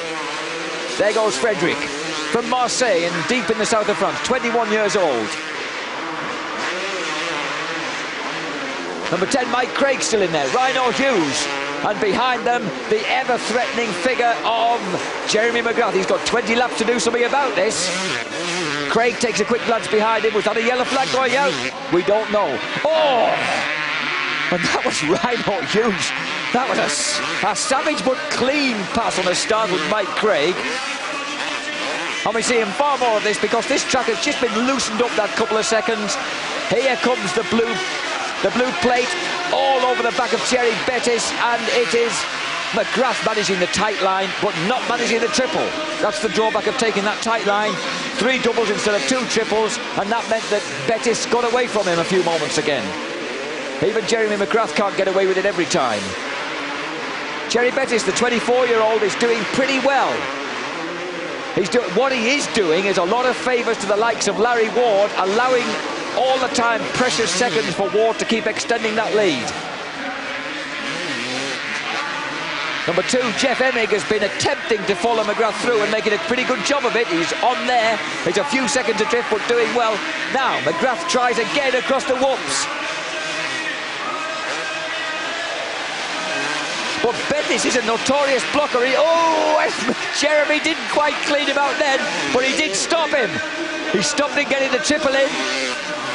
Bettis, as I say, boom, boom, Bettis, great at using a lot of track. I've seen some very angry people after motocross Grand Prix, like our own Mark Eastwood, having suffered at the hands of Jerry Bettis out on the track, and here he is using every inch of Paris-Bercy now. This really is a very, very important period in the race for McGrath. McGrath desperately needs to get past here.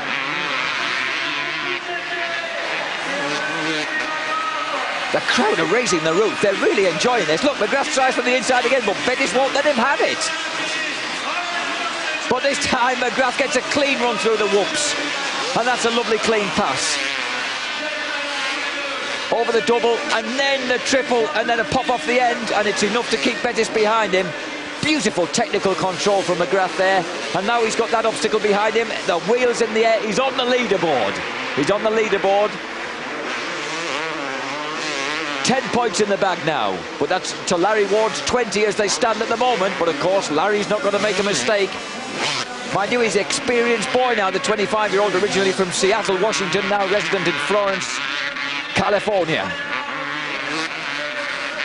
And we're certainly not seeing any posing. This is sheer bloodthirsty racing. Look at the way he's toppling he's just nipping across the tops of those very, very deep whoops. And again he goes for the double, then the triple, and then the nip off the end. And Bolle has lost a bit of ground. Bolle is now his next potential victim because Mike Craig's got in there ahead of the Frenchman. The Frenchman, if he's not careful, is going to let McGrath through here. But no, Jeremy sportingly doesn't ram him into the wall, as has occasionally been done through this tunnel at Bercy. Oof, when he went for a big early jump there, McGrath, to try and make some ground. Has he got it this time? Let's see over the jump. No. McGrath is riding a very fair race. He really is riding a fair race. He's riding this with sheer skill. He's not forcing anything, and he's got... It's almost like his presence is unnerving people. On that entrance to the whoops, the fact that he's there, that his elbows against jaws, seems to be enough to unnerve some of these lads. And that's amazing. Immediately he's pulled 2 or 3 seconds out on Fred Bolle.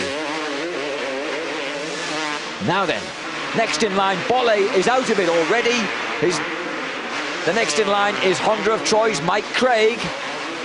Craig, the man who found the pressure of a factory Yamaha ride too much. Halfway through last season, he quit Yamaha, went to Honda of Troy, a private team, felt happier. This man feels no pressure, he just laps it up. He says his greatest achievement in 1995 wasn't winning this 3rd Supercross Championship, but was proving that he's equally good outdoors by taking the 250 National Championship. He says it meant having to work 10 times harder, but he felt that his Supercross benefited as well. And here he is lapping Stefan Everts, the world motocross champion, having obviously had some problems in this race that we haven't seen. Stefan Everts now being lapped by the Supercross Supremo, Jeremy Red Roth McGrath. Triple, just across the tabletop, and then a double, and into the bank turn. Now over the tabletop, and all he's doing over the tabletop is whipping off another tear off, and then he's after his next victim, but he's got a while to go yet, although Jimmy Button's in sight as well as Craig.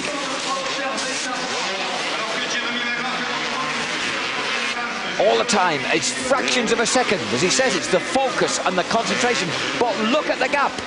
He's got to make almost 12 seconds on Larry Ward. Can he do it? And Mike Craig knows that something's going on. He's forced his way back, the lanky, long-necked Jimmy Button. Snapper Button is now the next potential victim for Jeremy McGrath. McGrath is known so neat and tight. He doesn't really look as if he's trying that hard even now, and he's giving it everything. So easy on the bike. Light on the bike, just his weight centered on it. And now watch him over the whoops. Just watch him across the whoops. He's already coming in on Button. Now he might get the triple in to get past Jimmy here. No, he can't. He's on to 3 doubles again. And this is how Savicki has improved this track tonight. He's given the options to these guys. Their skill in judging these jumps has given them the options on how to... And number 2, Jeff Emig, making use of those options. Now through to a really excellent 6th place because, you know, having failed to qualify in Barcelona last week, he's gone over to England, learned how to ride that Kawasaki at Crick in Northamptonshire, and come back to Bercy and he's doing the job. A Crick, incidentally, apparently he found some absolutely staggering jumps to enjoy.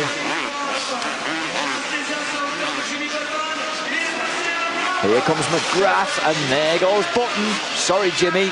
I think you got nailed there, mate. In fact, Button's beginning to look a bit tired now. He's on his way backwards as McGrath does his... No, Jimmy gets a triple in to keep himself within touch. Because what you really need to do when McGrath's gone past you like that is try and pick up a toe and pull yourself back into contention with the guys in front.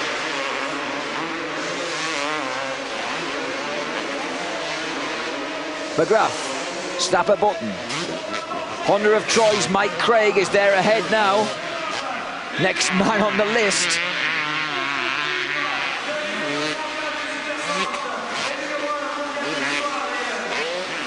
And there is Mike Craig. Just beginning to lose it slightly across the whoops. See how accurate, absolutely straight line. Does a 3 drop across the last 3 whoops, drops in, doubles and then triples. Ooh. And number 9, Mike Brown, has obviously hit problems in this race as well, and he was keeping wisely out of the way. Now McGrath has just chewed a fraction of a second, 3/4 of a second off that lead of Larry Ward, but it surely isn't going to be enough for him to...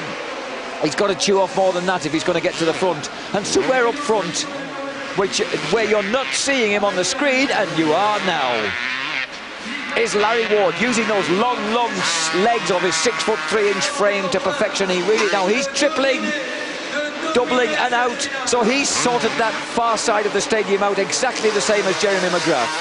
Triple, double and a soft option on the exit, lining himself up for the tunnel. Larry Ward, mystifyingly, will be riding number 6 in America next year, even though he was second in the Supercross Championship. Number 5, Rhino Hughes. A good performance from the man who gets onto the full-blooded factory Kawasaki squad in 1996. 22-year-old from Encino in California.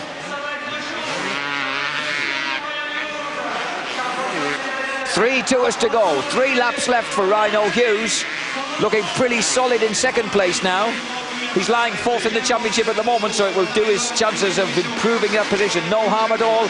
McGrath is through, though. With 3 laps to go, he's through to 3rd place. And suddenly, that 2nd place of Rhino Hughes doesn't look quite so safe. Again, tight through the hairpin, 2 doubles, 3 doubles from Jeremy McGrath this time. He's loving this track, he's playing games with it. He says he's enjoying it much more tonight. Certainly looks as if he is. Probably enjoying this race much more, actually, rather than being sat at the front feeling apologetic about making it boring. He's had to really work. And there's Rhino Hughes. So he's got the length of this middle section to get 2 laps to go. There's Rhino on the middle of the whoops.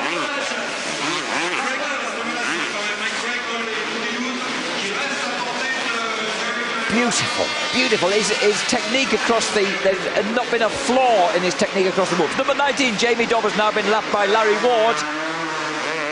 But Dobby's doing well, considering he's nursing a stitch in his neck and some nasty wheels around his chin and his shoulder, because he did really had a major get-off across that triple, landed him on the straw bales. Larry Ward, 1 lap to go.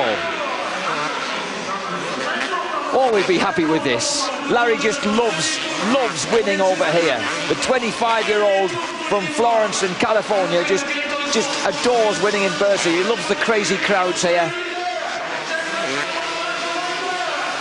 And he's beginning to find the sort of consistency that's turning him into a genuine challenger. He's even pulled a little extra space out on McGrath now. The gap is nearly 13 seconds at this, the 13th Paris-Bercy Supercross.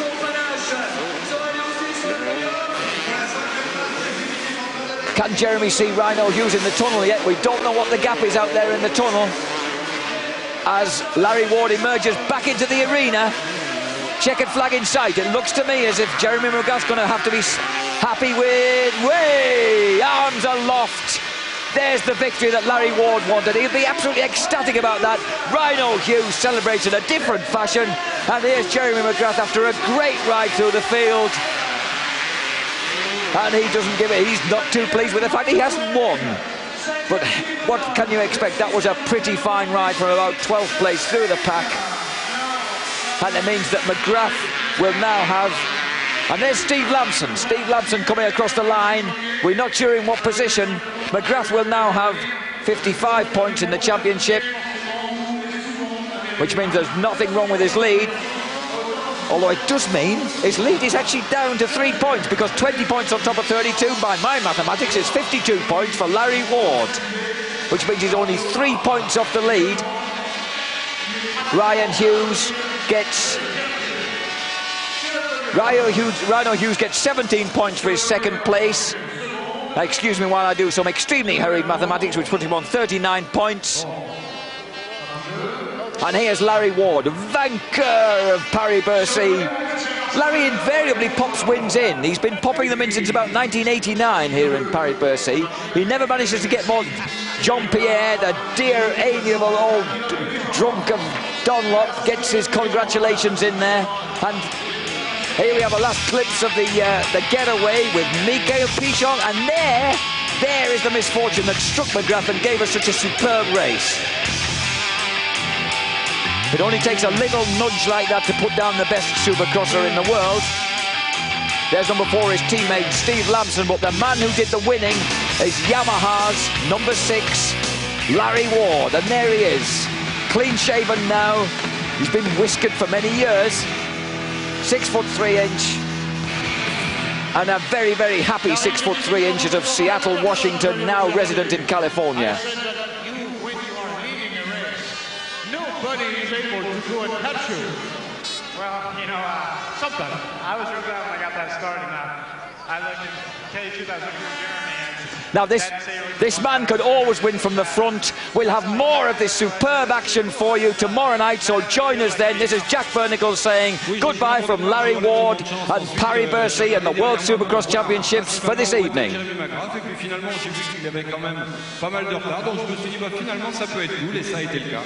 Sur un circuit comme Bercy, c'est important les grands gens. L'anglais, is it important here? Oh, I don't know. Long legs have their advantages. I'm just happy to be here in Bercy. You know, I think this is the 3rd time I've won, and gives me a great feeling inside. I hope I can.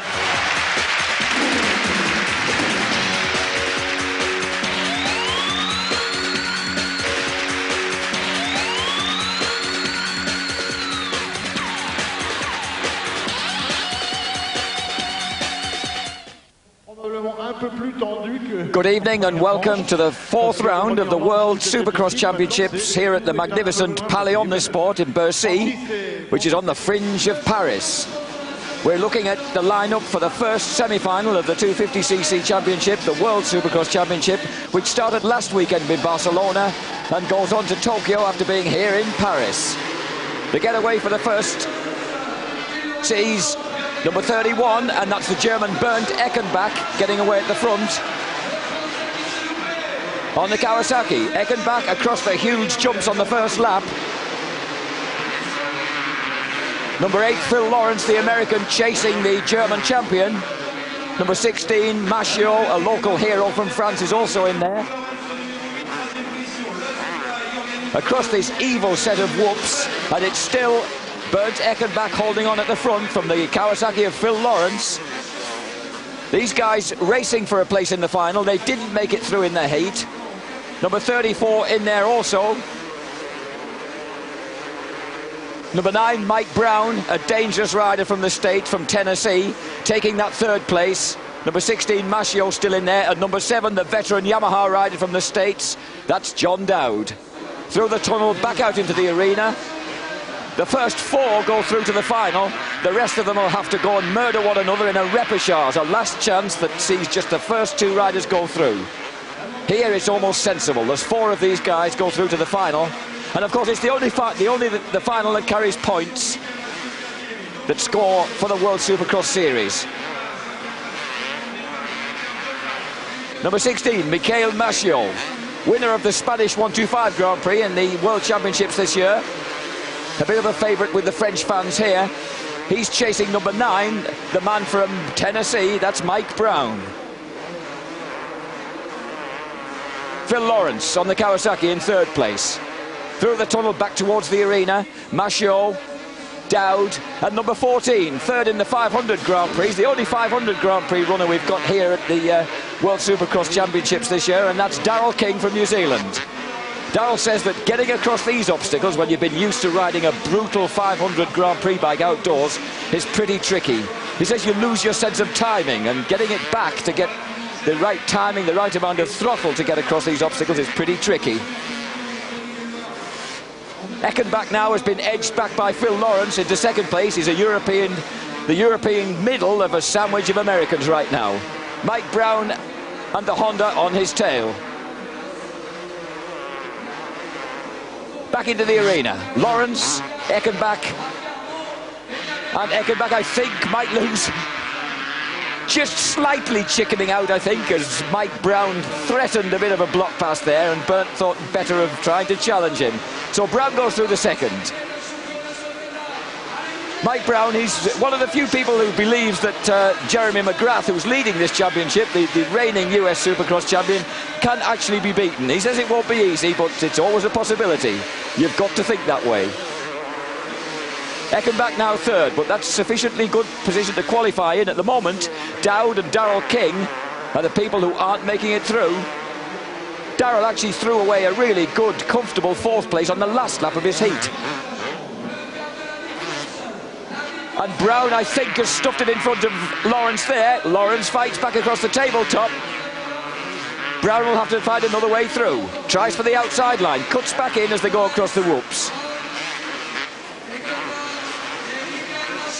This is the third night here at Paris, the third of three. These riders go on to Tokyo, and then they finish the series early in December at Geneva. Those events, of course, we'll be bringing you on Eurosport. Brown has got through into the lead this time as they went out into the tunnel. And this should be a confidence booster for Mike Brown.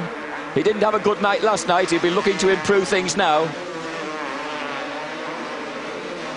Mascio being challenged by John Dowd, who, although he's 30 years old and an absolute veteran by US standards, landed his factory Yamaha and showing Mascio where to put his front wheel there. Mascio fights back. The crowd are getting pretty noisy here. They want Mascio to keep that place, but I think he's lost it. John Dowd, 30 years old, didn't start racing till he was 21. Yamaha have tried to get him into this Supercross game at a relatively elderly age. He finished 7th in the US Supercross Championship this year, so he's adapted pretty well. And he also finished 4th in the Outdoor National Championships for 250 machines. That's number 7, John Dowd. Presently lying third behind this man, Mike Brown, and this man, Phil Lawrence. Incidentally, the European Challenge has been rather savagely depleted, I'm afraid, here. In the first heat, Francis Frederick Bollet, challenging for the lead, crashed hugely off the triple jump and broke a collarbone. And we'd already lost another French hero, Mikhail Pichon, who's got a virus which is sapping him of energy and is sending him off to hospital for tests tomorrow. And finally, the World 250 motocross champion, Stefan Everts of Belgium. He has, as Mascio steams past Bernd Eckenbach there to the delight of the crowd. Stefan Everts broke a toe yesterday, so he simply can't get a boot on to ride today. Otherwise, he probably would. So Mascio is okay. Mascio's through to 4th place, and now it's Bernd Eckenbach who's lost out on that direct qualification to the final.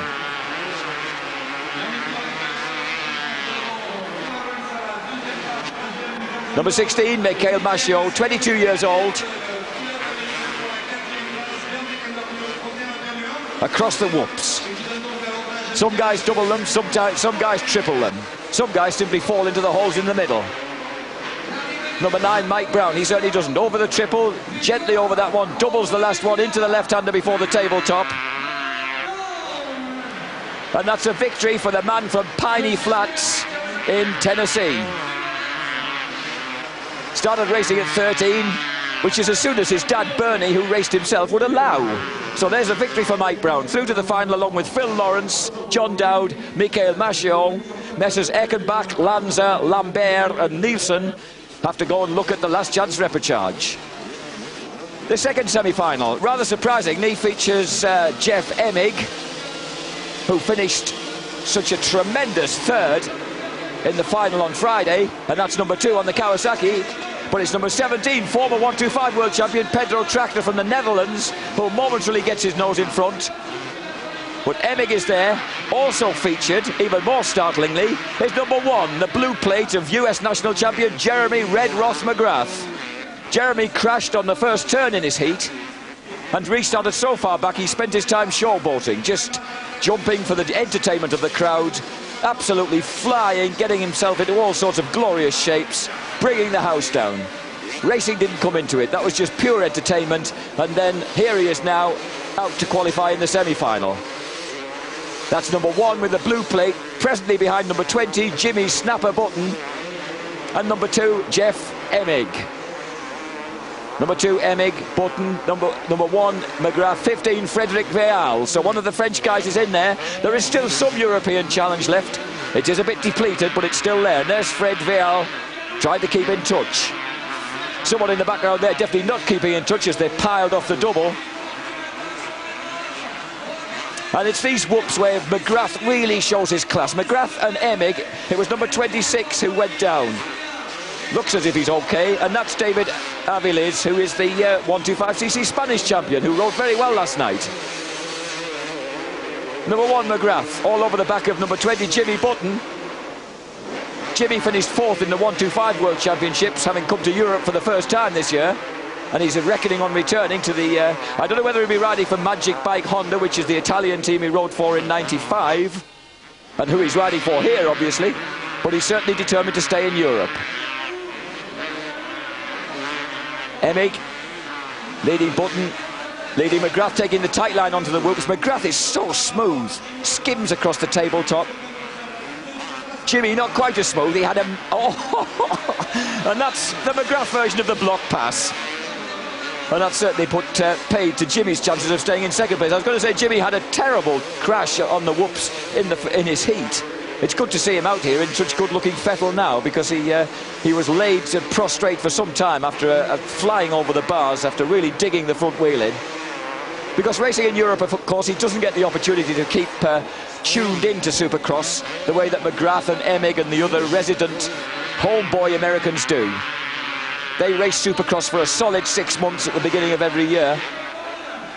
Emig nearly 1.5 seconds ahead of McGrath at the moment. It could just be that Jeremy might let him stay there, because really there's no point in going for the win. He's comfortably qualified. He's already doing more racing than perhaps he wanted to. Here he is, the 23-year-old McGrath has won more Supercross finals in the States than anyone else in history now, 29 to his name. Jeff Emig, just in front of him, a very fine rider, has won 1. That's the terrifying difference between these friends and rivals.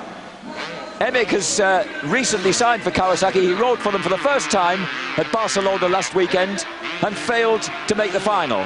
But he's explained to me that what happened was the box of special spare parts, the factory forks, rear shock absorber, engine parts that were going to be fitted to the standard bike for him to race in Barcelona got lost. They didn't arrive till Sunday evening when the event was all over. So he rode what he described as a pretty dire box standard Kawasaki and struggled with it, to say the least. However, having gone over to practice at Cricking, Northamptonshire during the week, he's got used to the bike and he's feeling a lot better, as is Frederic Veal, number 15, who's nipped through to 3rd place ahead of Jimmy Button. This is always guaranteed to absolutely cause mayhem amongst this French crowd. Terrific roar as Frederic Veal plunges back into the stadium in 3rd place. The fact that it's a heat or a semi-final means nothing to these people. 14,000 of them packed into this magnificent stadium, and they just like to see Frenchmen up near the front.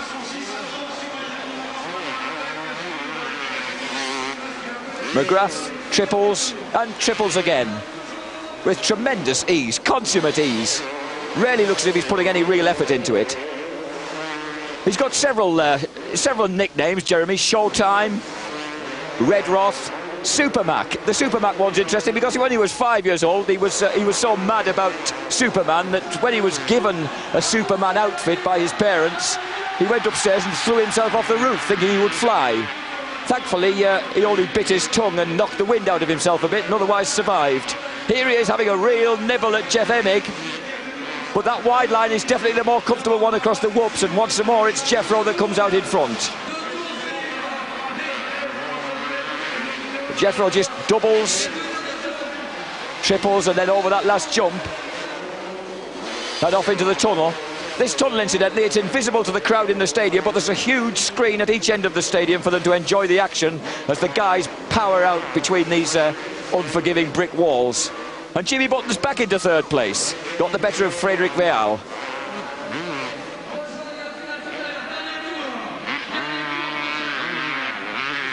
One lap to go for Jeff Emig and Jeremy McGrath. At least this outing gives the crowd a chance to see McGrath again, because anyone who gets the front four in their heat simply goes straight through to the final on the system that's being run in the World Championships now. McGrath, 23 years old, twice the West Coast 125 Supercross champion, and he's definitely taking a rest now. He's leaving this victory to Jeffro. And let's see a little showboating over the jump, Jeffrey. Thank you very much. That'll do nicely. And here's Showtime. Wrapping the bike inside out above the checkered flag. And third and fourth places to Jimmy Button and Frederick Veal. Rejoin us in a few moments. We'll take a commercial break, and then we'll be bringing you some of the red-hot action from the kids on the 125s.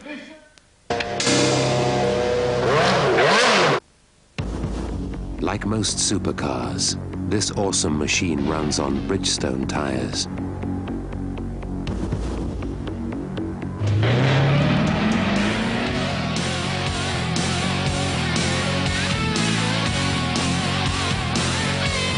But even at top speed, this car can't test Bridgestone tires to their limit.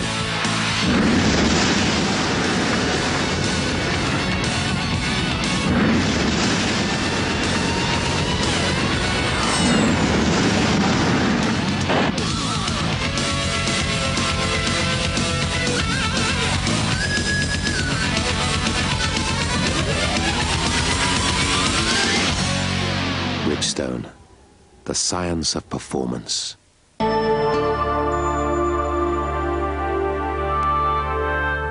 I'm a direct person. I say what I think. You have to have a passion about wine, otherwise get out the business. Wine is a product that lives. Sheer poetry, romance, excitement. One bottle of wine is very, very important. I don't want wine that's due for New York ending up in London. One bottle can mean to us 5 years' work. It can mean 30, 40,000 cases. They haven't failed me yet. That's why I work with them. We trust them implicitly. I wouldn't work with them if they didn't have the passion that I have about my business. And I trust DHL that when they undertake a job, they do it. DHL. We keep your promises. I don't work with amateurs.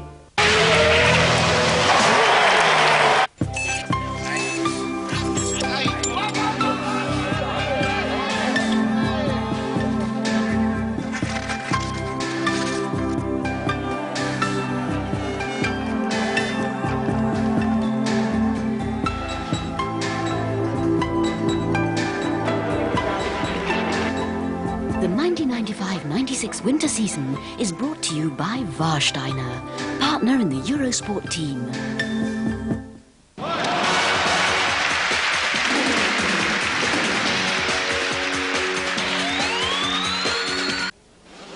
Welcome back to the Palais Omnisports here in Bercy for the first of our two 125cc European Championship races tonight.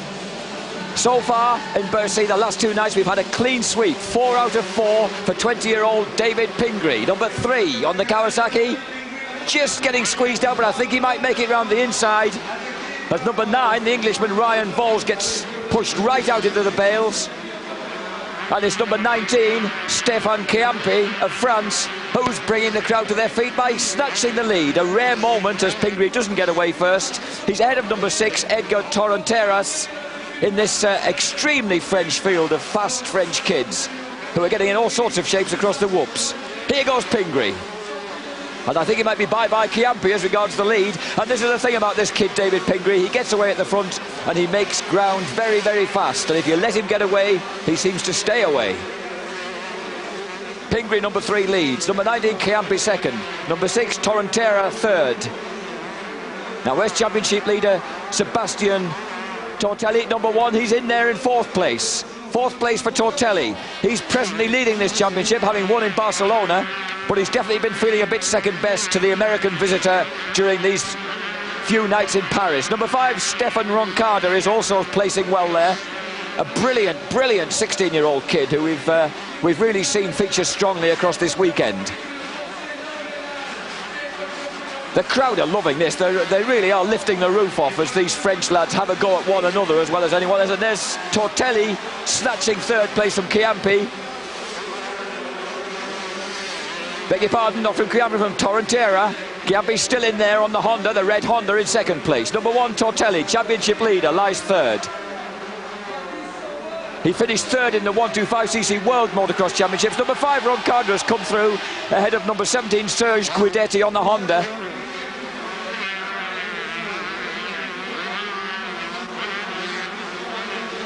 Now, can Tortelli do anything about Pingree? The point is that he hasn't been able to whenever Pingree's got away ahead of him, both on Friday night and last night.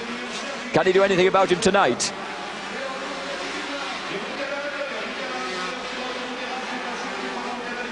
A heavy landing from the sturdy 17-year-old Frenchman there. He really is trying hard. He knows that Pingree's getting away at the front.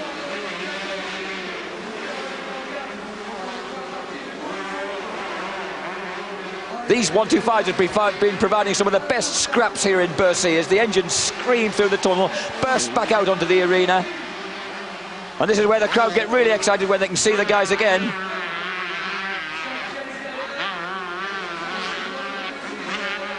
This is not a sort of relaxed riding style when it comes to indoor Supercross, where Sebastian Tortelli is concerned. He gives it everything, and so does Chiampi. He certainly gave it everything then, but it's just that he'd left the bike behind. So Chiampi drops out of his 2nd place. Looks as if he's okay, but he's losing an awful lot of time because this packed midfield has gone streaming past him. Oh, and he must have knocked the breath out of himself as he chested the bars then. Chiampi goes down, gets back to his bike as fast as he can, and suddenly Roncada, from that little incident, which badly hampered Tortelli, Roncada is right there on Tortelli's wheel tracks. The amazing Roncada started racing at 4 years old on a 50cc Honda. There's the crowd urging him on. Roncada there, now 16 years old, French junior Supercross champion in 1994. Incidentally, at the moment, Tortelli leads from Pingree in this series, with Roncada 3rd. Just 5 points behind. Just 5 points behind Tortelli. Oof. And he certainly cut Tortelli out there. So that's changing things around a bit. So Roncada now goes through into 2nd place. The crowd is loving it. Can Roncada do anything about Pingree? No one has really been able to do so tonight, although David has been generous enough to say that these French kids are fast, and he has been feeling the heat from their pace. Notice the different combinations of jumping that the guys can achieve, either doubling or tripling along the sides of this splendid stadium. That was after the track was slightly altered by American designer John Savitsky, after the first night had proven just a little bit too hairy, opening up the possibilities for people like this. 16-year-old Roncada goes for the big triple, followed by the 2nd triple. Definitely the quick way to do it. Tortelli chasing Roncada. Roncada comes from Chambéry, 16 years old. That's quite incredible that they're going this quick at 16 in such high quality company. And these two have opened up a big gap now over the 4th place man, David Villemine. And number 6 goes down, so that's bad news. Bad news for some of the 6, Torrenteras and his Kawasaki, who was in the reckoning early on. Someone else just exiting the hay bales in the background there. These whoops cause a lot of problems. Pingree, you can see, is still about the length of that back straight ahead of these two Frenchmen.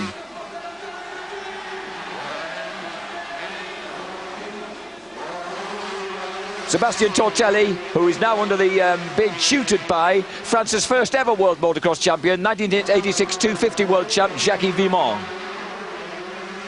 Next year on a factory Kawasaki in the 125 Grand Prix, France is expecting great things.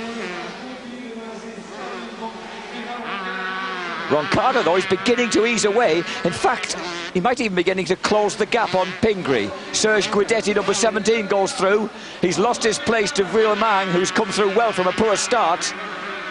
David Villemang. Serge Guidetti is presently 4th in the championship. Villemang, number 4, is 5th.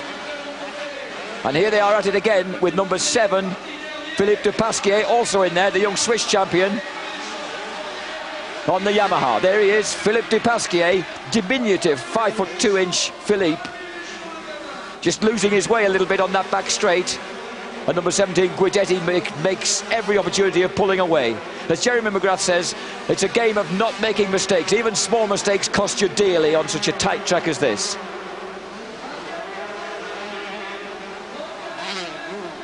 Villemang getting a lot of support from this crowd on the home straight there as he comes up to the finishing tabletop. Very tall kid, this. He's 18 years old. He first raced when he was 9. Again, a relatively late start, especially if you compare it with Roncada's 4.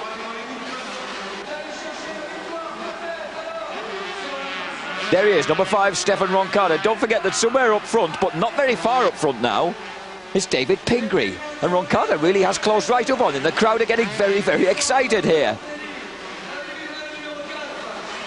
Pingree leads.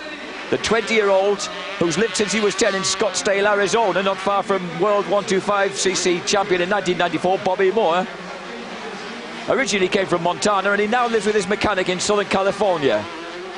Riding for Mitch Payton's Pro Circuit Kawasaki team, he won the San Jose 125cc Supercross this year and finished 3rd in Las Vegas and 3rd overall in that series. That's number 3, David Pingree. Number 5, Stefan Roncada. Pingree is also extremely baby-faced, blue-eyed blonde. Apparently this is due to the fact that he's got Norwegian blood in him on his mother's side. Roncada in comparison looks about 12 years old and is dark-haired, so you've got a couple of real small baby-faced youths, fresh-faced youths in action here. At only 5'7" and 145 pounds, David Pingree says he prefers Supercross because it's more about technique and finesse rather than the sort of guts and nerve required for outdoor racing. There he is, number 3, David Pingree on the Pro Circuit Kawasaki. Number 5, on the Team Elf Honda, Stefan Roncada. Roncada born in Chambéry. 6th in the 16th rather in the World 125cc Championship in 1995. Presently 7th in the 125cc French Supercross Championship. Certainly riding like this, you'd think he would be doing even better. But when they get into traffic, this is where Pingree's pretty neat. When they get into traffic, he tends to make his escape. As soon as 1 or 2 riders around to lap, David seems to manage to make the break, and he's just got a bit more air between him and Roncada now.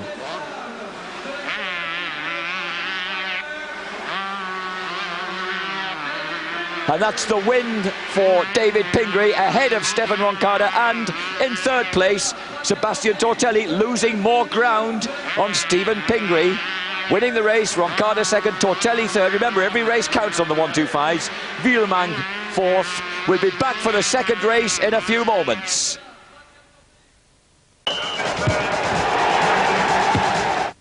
By combining art and technology, it is possible to improve the quality of life, making things simpler, more useful, more beautiful.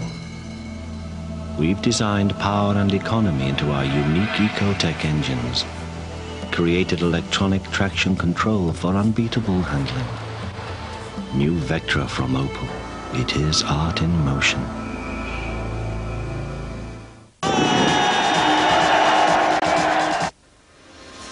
He's Italian, he's a carabinieri, he won the World Skiing Cup last year. Who is the mystery champion? If you have the answer, you may be the lucky winner of a superb colour screen camcorder. Lucky runners-up will receive Eurosport caps. To play and win, call the Eurosport hotline now.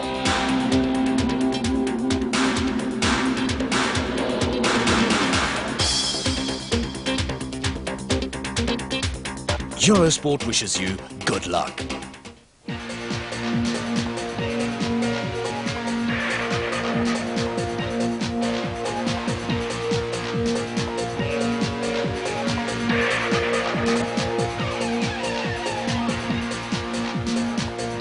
Incredible action, outstanding scenery, the thrills of speed.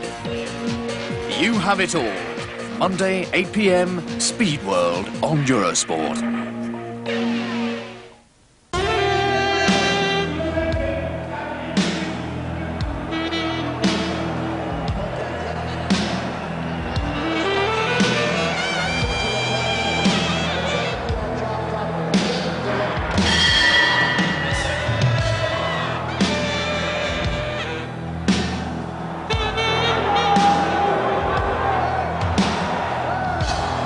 Boxing, Tuesday 10 p.m. on Eurosport.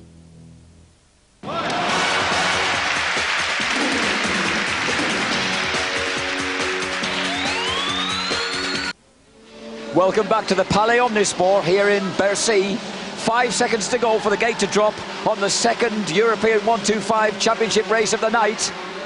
And they're off. The gate drops backwards. Don't get your front wheel trapped under it. That's the golden rule, because otherwise you don't get away. David Pingree, inevitably the young American, looks to have made a pretty clean getaway, but Sebastian Tortelli cut through, and number 5 Roncada goes down. Oh, that's terrible news for the young fella. And Serge Guigetti also number 17. And Roncada, who was the main challenger to Pingree in our first race here this evening, that's really knocked him back a bit. Number 20 Corey Keeney, the other American, is in there. Number 4, Wheeler-Mang is also in there, but we really have lost Roncada downfield. A tragic start for the 16-year-old. In fact, he's out altogether. Number 5, Stefan Roncada, kicking the ground in frustration. But what has happened after a rather fine blocking move in the second turn is that Sebastian Tortelli has finally got away in front of David Pingree. Now the question is, can he keep it there? Number 20, the other American, Corey Keeney, on the Yamaha is third. But Sebastian Tortelli must be so relieved to actually have a bit of clear track ahead of him. Here he goes, muscling the Kawasaki round in the only way that he knows how. He finishes these races in bucketfuls of sweat, in contrast to the neat, tidy little Pingree in second place. Number 4, Wheeler-Mang, is also in there in fourth on the Kawasaki. He could be the danger man in this race. He came a long way from a bad start in the first one and has shown some real class during the last 2 nights. And number 3, Pingree, really hanging off it there. That wasn't so much finesse and technique as sheer guts and courage, I think, David. Number 11, sliding in 5th place now, Tony Beig, another of these startling young French boys who keeps popping up here, getting in a good result, getting in a good ride. Wheeler-Mang with that astonishing style of his, long, leggy boy. Getting the Kawasaki flat, pancaking it in pursuit of Corey Keeney. And turning very neatly inside of him across the whoops. Keeney fights back though. But not quite, the whoops get the better of him. Wheeler-Mang recovers, he's through into 3rd place. And fires up the crowd with a flick of the arm, as if to say, how about that then? And they're well excited. The crowd are right baying for blood now. They've got Tortelli in the lead. They've got Wheeler-Mang in 3rd place. They've seen David Pingree, the young American, dominating these races for the last 2 nights. To actually see a Frenchman in the lead is great news for them. A lot of support along this side of the stadium for David Wheeler-Mang. Wheeler-Mang is 18 years old, comes from Bercy, had his first race at the age of 9. 7th in the Motocross Elite Championship of France in 1995. And he's presently 2nd in the French 125cc Supercross Championship. Oh, and Tortelli has dropped it. Tortelli goes down, he's handed the lead to his great rival, and in fact, his lead in the European Championship will now be in distinct danger.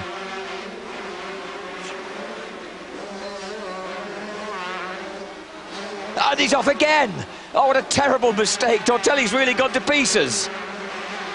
So Sebastian Tortelli, the brilliant 17-year-old Kawasaki rider, gets going alongside Serge Guidetti, but he's really done his chances no good at all. He looked as if he might be able to actually put the first defeat against David Pingree in this, but oh, and he really got it all wrong. Too fast in the turn, hit it badly, hit it hard, and almost got high-sided, but held onto the bars, almost sort of cow wrestling style.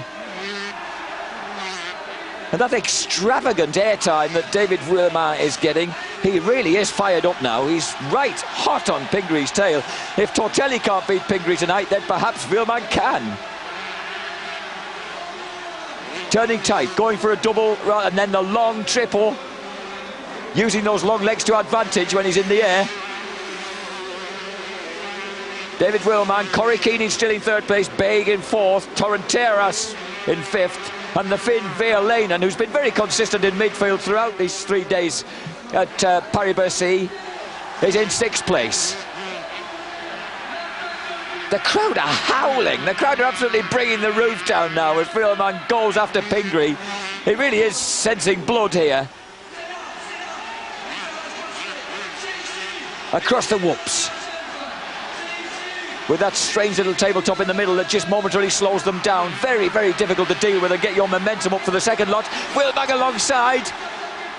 The crowd urging him on, doing everything they possibly can to persuade him to get past. 3 and 4 lying first and second. The two Kawasaki's absolutely glued together now.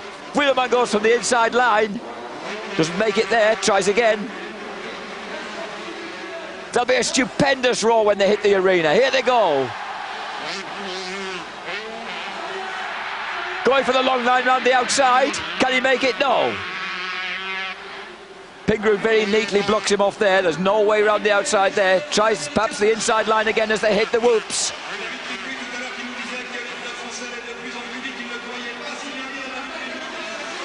Goes for the inside again, and this time gets the block pass. And that's enough to slow David Pingree down as they head off over the triples. He can only double them. And that's it. Wilmar has got the lead. It's the first time that David Pingree's been passed all weekend.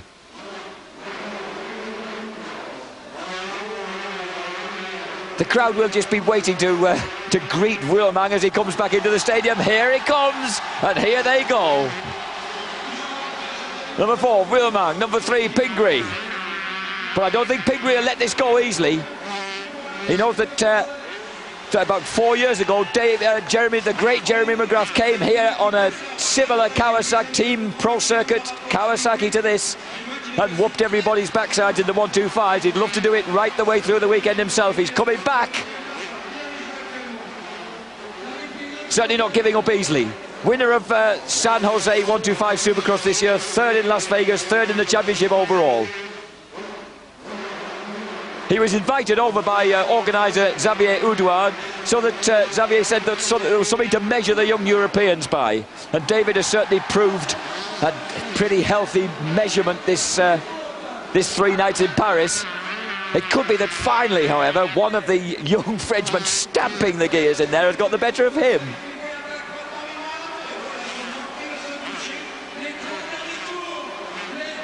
David Wilmar doesn't seem to be sensing any of the pressure from the stupendous noise that's echoing around this stadium.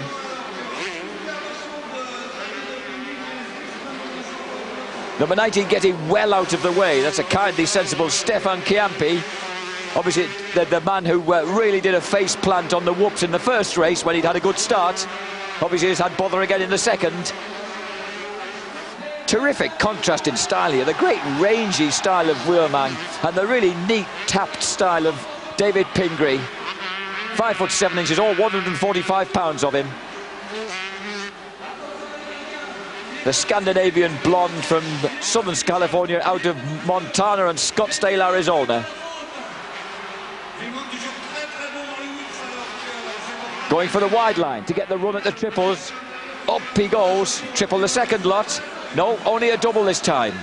Just losing that little bit of ground as we go off into the tunnel again. Get a few metres of breathing space there for David Wilmar.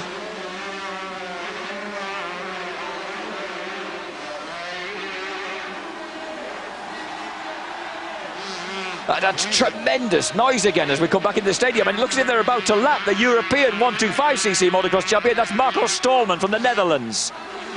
Marco may not be an indoor specialist, but I should think he was expecting to be lapped. So they fly past the Dutchman's Kawasaki.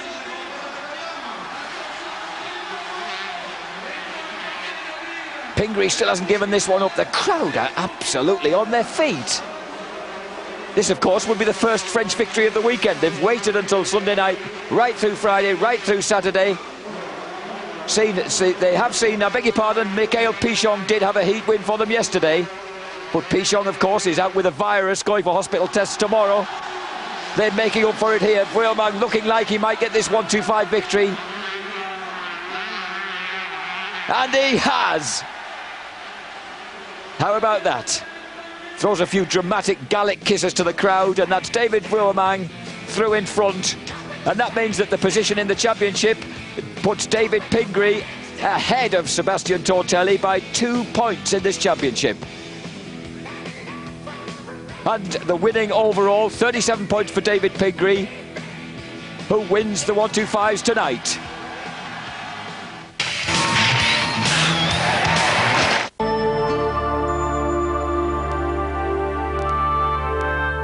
I'm a direct person. I say what I think. You have to have a passion about wine, otherwise get out the business. Wine is a product that lives. Sheer poetry, romance, excitement. One bottle of wine is very, very important. I don't want wine that's due for New York ending up in London. One bottle can mean to us 5 years' work. It can mean 30, 40,000 cases. They haven't failed me yet. That's why I work with them. We trust them implicitly. I wouldn't work with them if they didn't have the passion that I have about my business. And I trust DHL that when they undertake a job, they do. DHL. We keep your promises. I don't work with amateurs.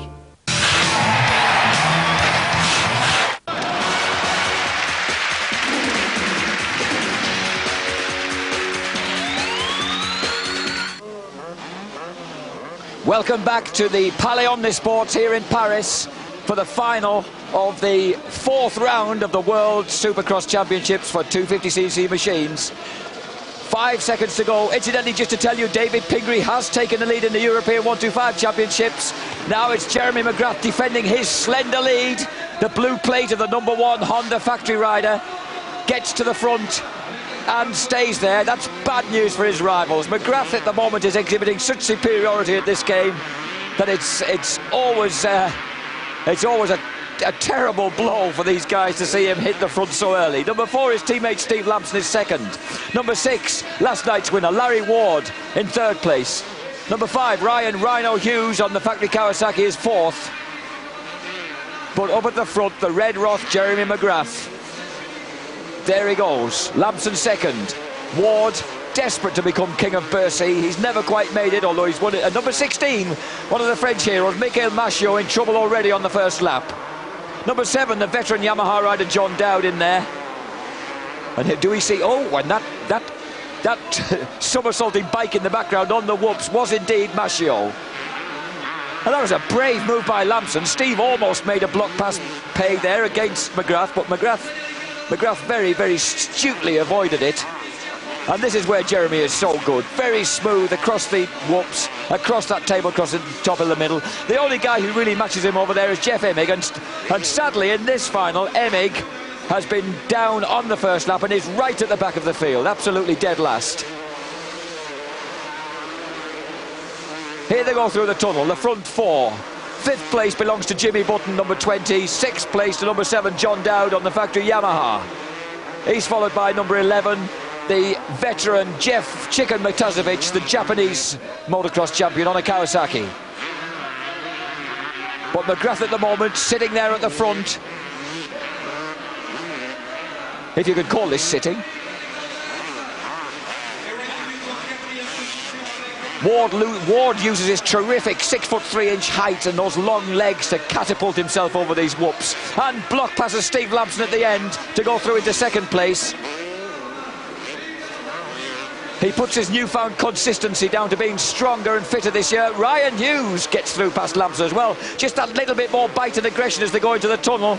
And Steve Lampson, the 1-2-5 national champ in the state, might also be almost lost out there to Jimmy Button. In fact, he may have done. He has.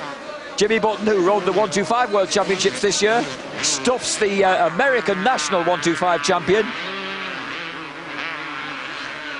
And that's Lampson back to 5th after challenging briefly for the lead. In fact, very, very momentarily being in it. And at the front there, Ward just trying to hang on. Just tried to hang on to the shirt tails of Jeremy McGrath. It's a lot to ask. In fact, talking to Larry this evening, I got the impression that he knows he's got the beating of everybody else but Jeremy McGrath. Number 4, Lamson, back in front of number 20, Jimmy Button, and number 7, John Dowd. And number 9, Mike Brown, the boy from Tennessee who won one of the semi-finals, has come through ahead of Chicken Matazovic.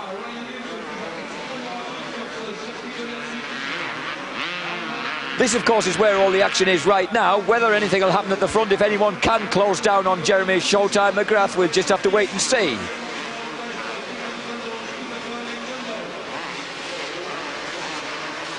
Steve Lamson still in there. He's lying 4th, Jimmy Button 5th, John Dowd 6th. The championship positions, of course, well, 5th, just 2 points at the front of the field, separating championship leader Jeremy McGrath from Larry Ward.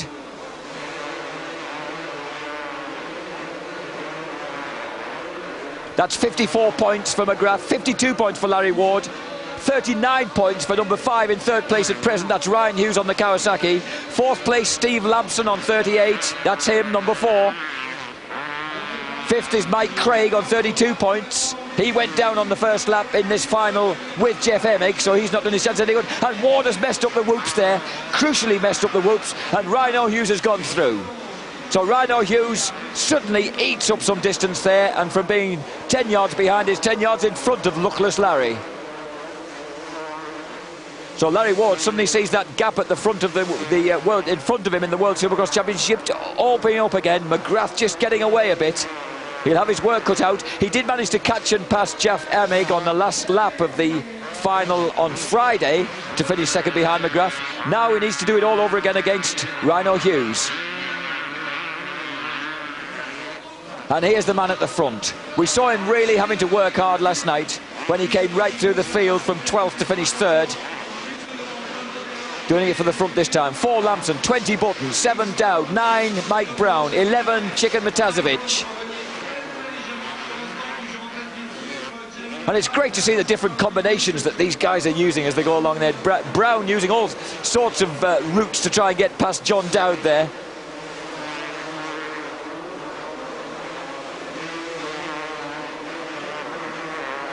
"30-year-old Dowd, there he is, number 7. 7th in the US 250cc Supercross Championship. Oh, and Mike Brown might...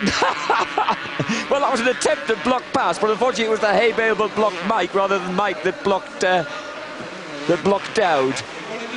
So 30-year-old Dowd survives in that position. Jimmy Button gets in a mess over those whoops that claimed him so viciously in the heat. Larry Ward's no longer doing the 2nd triple along that far side. He obviously seems to think that it's quicker just to take it low and just skip off that last jump. But he's not making any ground on Rhino Hughes at the moment. There he is, the 22-year-old from Southern California on the Kawasaki.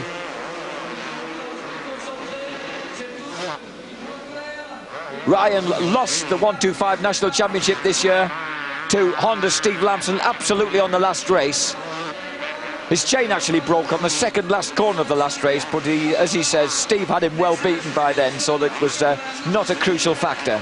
Here they go across those whoops again.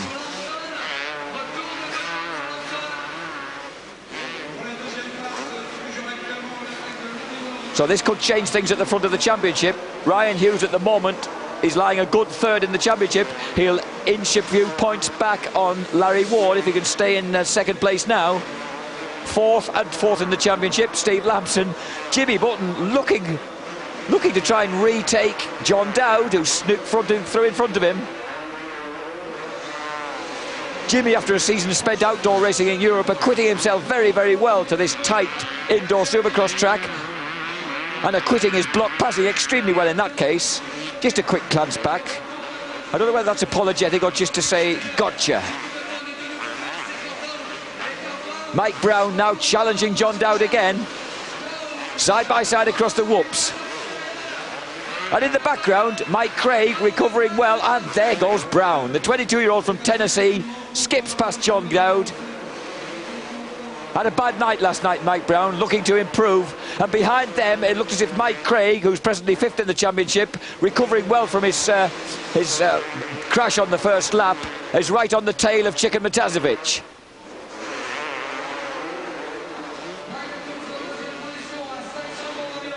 Here comes Dowd on the Yamaha. At 30, he can start racing the Veterans World Championships now over in California. But I don't think he's intending to do that somehow. Jimmy Button at the front of this group. Mike Brown next on the Honda of Troy Honda. The factory Yamaha of John Dowd. And almost a 6-second lead at the moment over this man, number 5, Rhino Hughes, for number 1, Jeremy McGrath. The problem at the moment with Jeremy's domination of Supercross, he won 10 of the finals in the States this year, is it's actually beginning to have an adverse effect on the crowd attendances in the stadiums in the States. It's hardly surprising, really, if you know so often who's going to be the winner.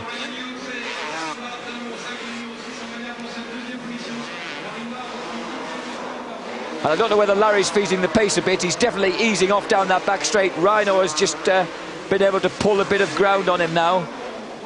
Steve Lampson's still a threatening presence in the background if anything goes wrong for these two guys.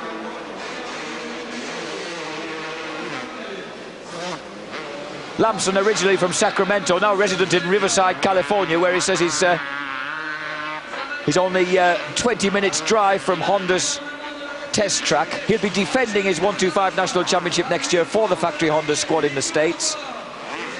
That's number 4, Steve Lampson, who's lying 4th behind these two guys who are still fighting out 2nd place. Larry goes back to triple and then the double. I don't know whether he's in some discomfort the way he's easing back along that straight, but he's definitely choosing the low road rather than the high road.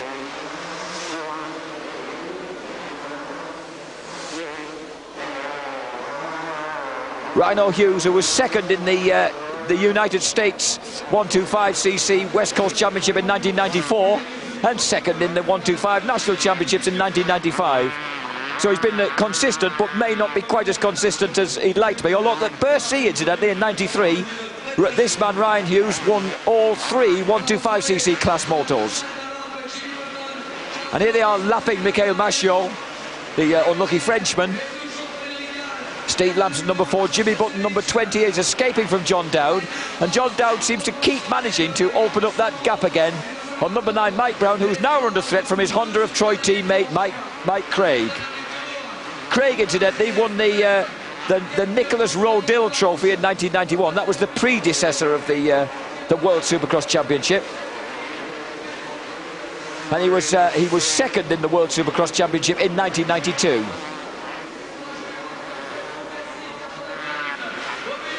Number 6, Larry Ward.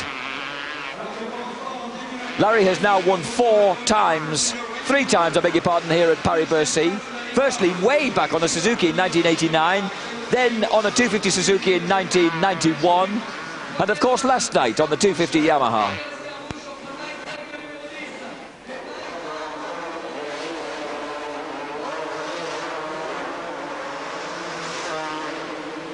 And last year, I think I might have been right first time, 4 times, because he won a final last year as well. So that's Larry Ward, number 6, a very popular figure here in Paris-Bercy. He was actually racing a Yamaha for the first time when he came to Bercy last year, so that made his win all the more commendable. 5 more laps to go around this tight, challenging track. Larry Ward has really found consistency this year. He's always been a rather frail and inconsistent figure for such a tall, strong man. But to have actually finished 2nd in the US Supercross Championships, way better than anything he's achieved before. Number 9, Mike Brown, really coming under pressure now from number 10, his Honda of Troy teammate. Mike Craig determined to try and defend that 5th place he's got in the championship at the moment. He's only 2 points ahead of Jimmy Button, number 20, so he needs to get somewhere near him and to retain that 5th place in the championship before they go on to Tokyo. Oh, the father of 2 just sort of tests himself a little there on the tank. Here he comes, challenging again. 25-year-old Mike Craig, and That might be the block pass. Yes, he does the same to Brown as Brown failed to do earlier on.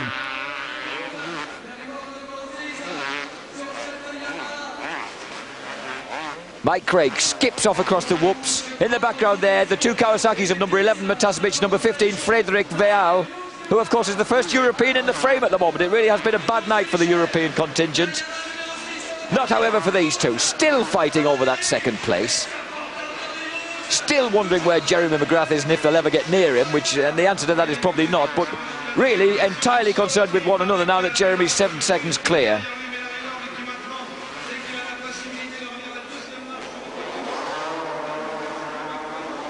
Ryan Hughes, Larry Ward, both well acquainted with victory here in this exciting arena at Paris-Bercy. Ward, originally from Seattle, Washington, now resident in Florence in California. Ryan Hughes, 22-year-old, is a Californian, born and bred.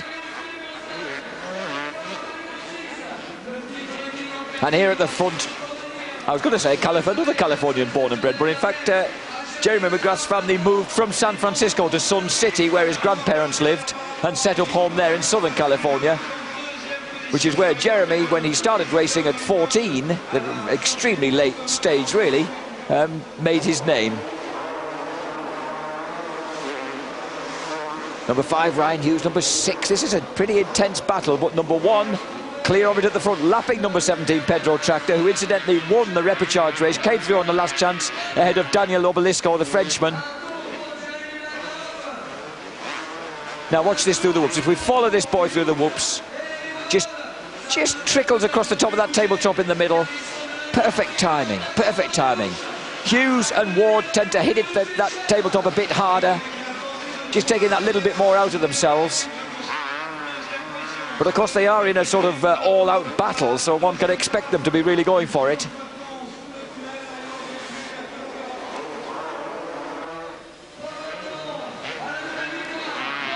This man, Jeremy McGrath, over the finishing line tabletop. And there it is, giving the knack-knack to the crowd, the jump that he invented, both feet on the same side of the bike. And here he is, Jeremy McGrath, the victor yet again. He's now won more times at Bercy than anybody else, 7 victories in all. Second for Ryan Hughes, third for Larry Ward. And here they are with Big Chief Sitting Bull and Buffalo Bill and all the rest of the people who entertained us during the presentation here. 75 points now in the World Championship for McGrath, 67 for Ward, 56 for Hughes, 51 for Lamson, and 5th Mike Craig. Now then, an extra at Bercy tonight. We have a jumping contest. We've sorted out from half a dozen contestants these two for the final, and there is the skill of Serge Gudetti. He's already proved himself in the 125 races to be a pretty stylish young man, and he's raised the roof there with that particularly neat little trick. And remember, he's got to get back on the bike too, and he thinks that's nice. He thinks that's nice. Now, Jeremy McGrath was impressed with this boy. When they did their first round jumps, he gave him a very, very generous round of applause. He obviously thought a lot of what Gudetti was doing. Now, here's Jeremy's retaliation. What will it be? And it's the ultimate knack-knack. McGrath gives it the knack-knack. Now we're on to something rather ridiculous, like a sort of cheerleader board here to find out who's won. Who is actually going to be? The crowd will be the judges. First for Gudetti. Deafening, raising the roof for Gudetti. Gudetti saying yes, yes, giving it throwing the kisses. He thinks he's got it. What does the clapometer say? 108.3 decibels. And that's for number 17, Serge Gudetti.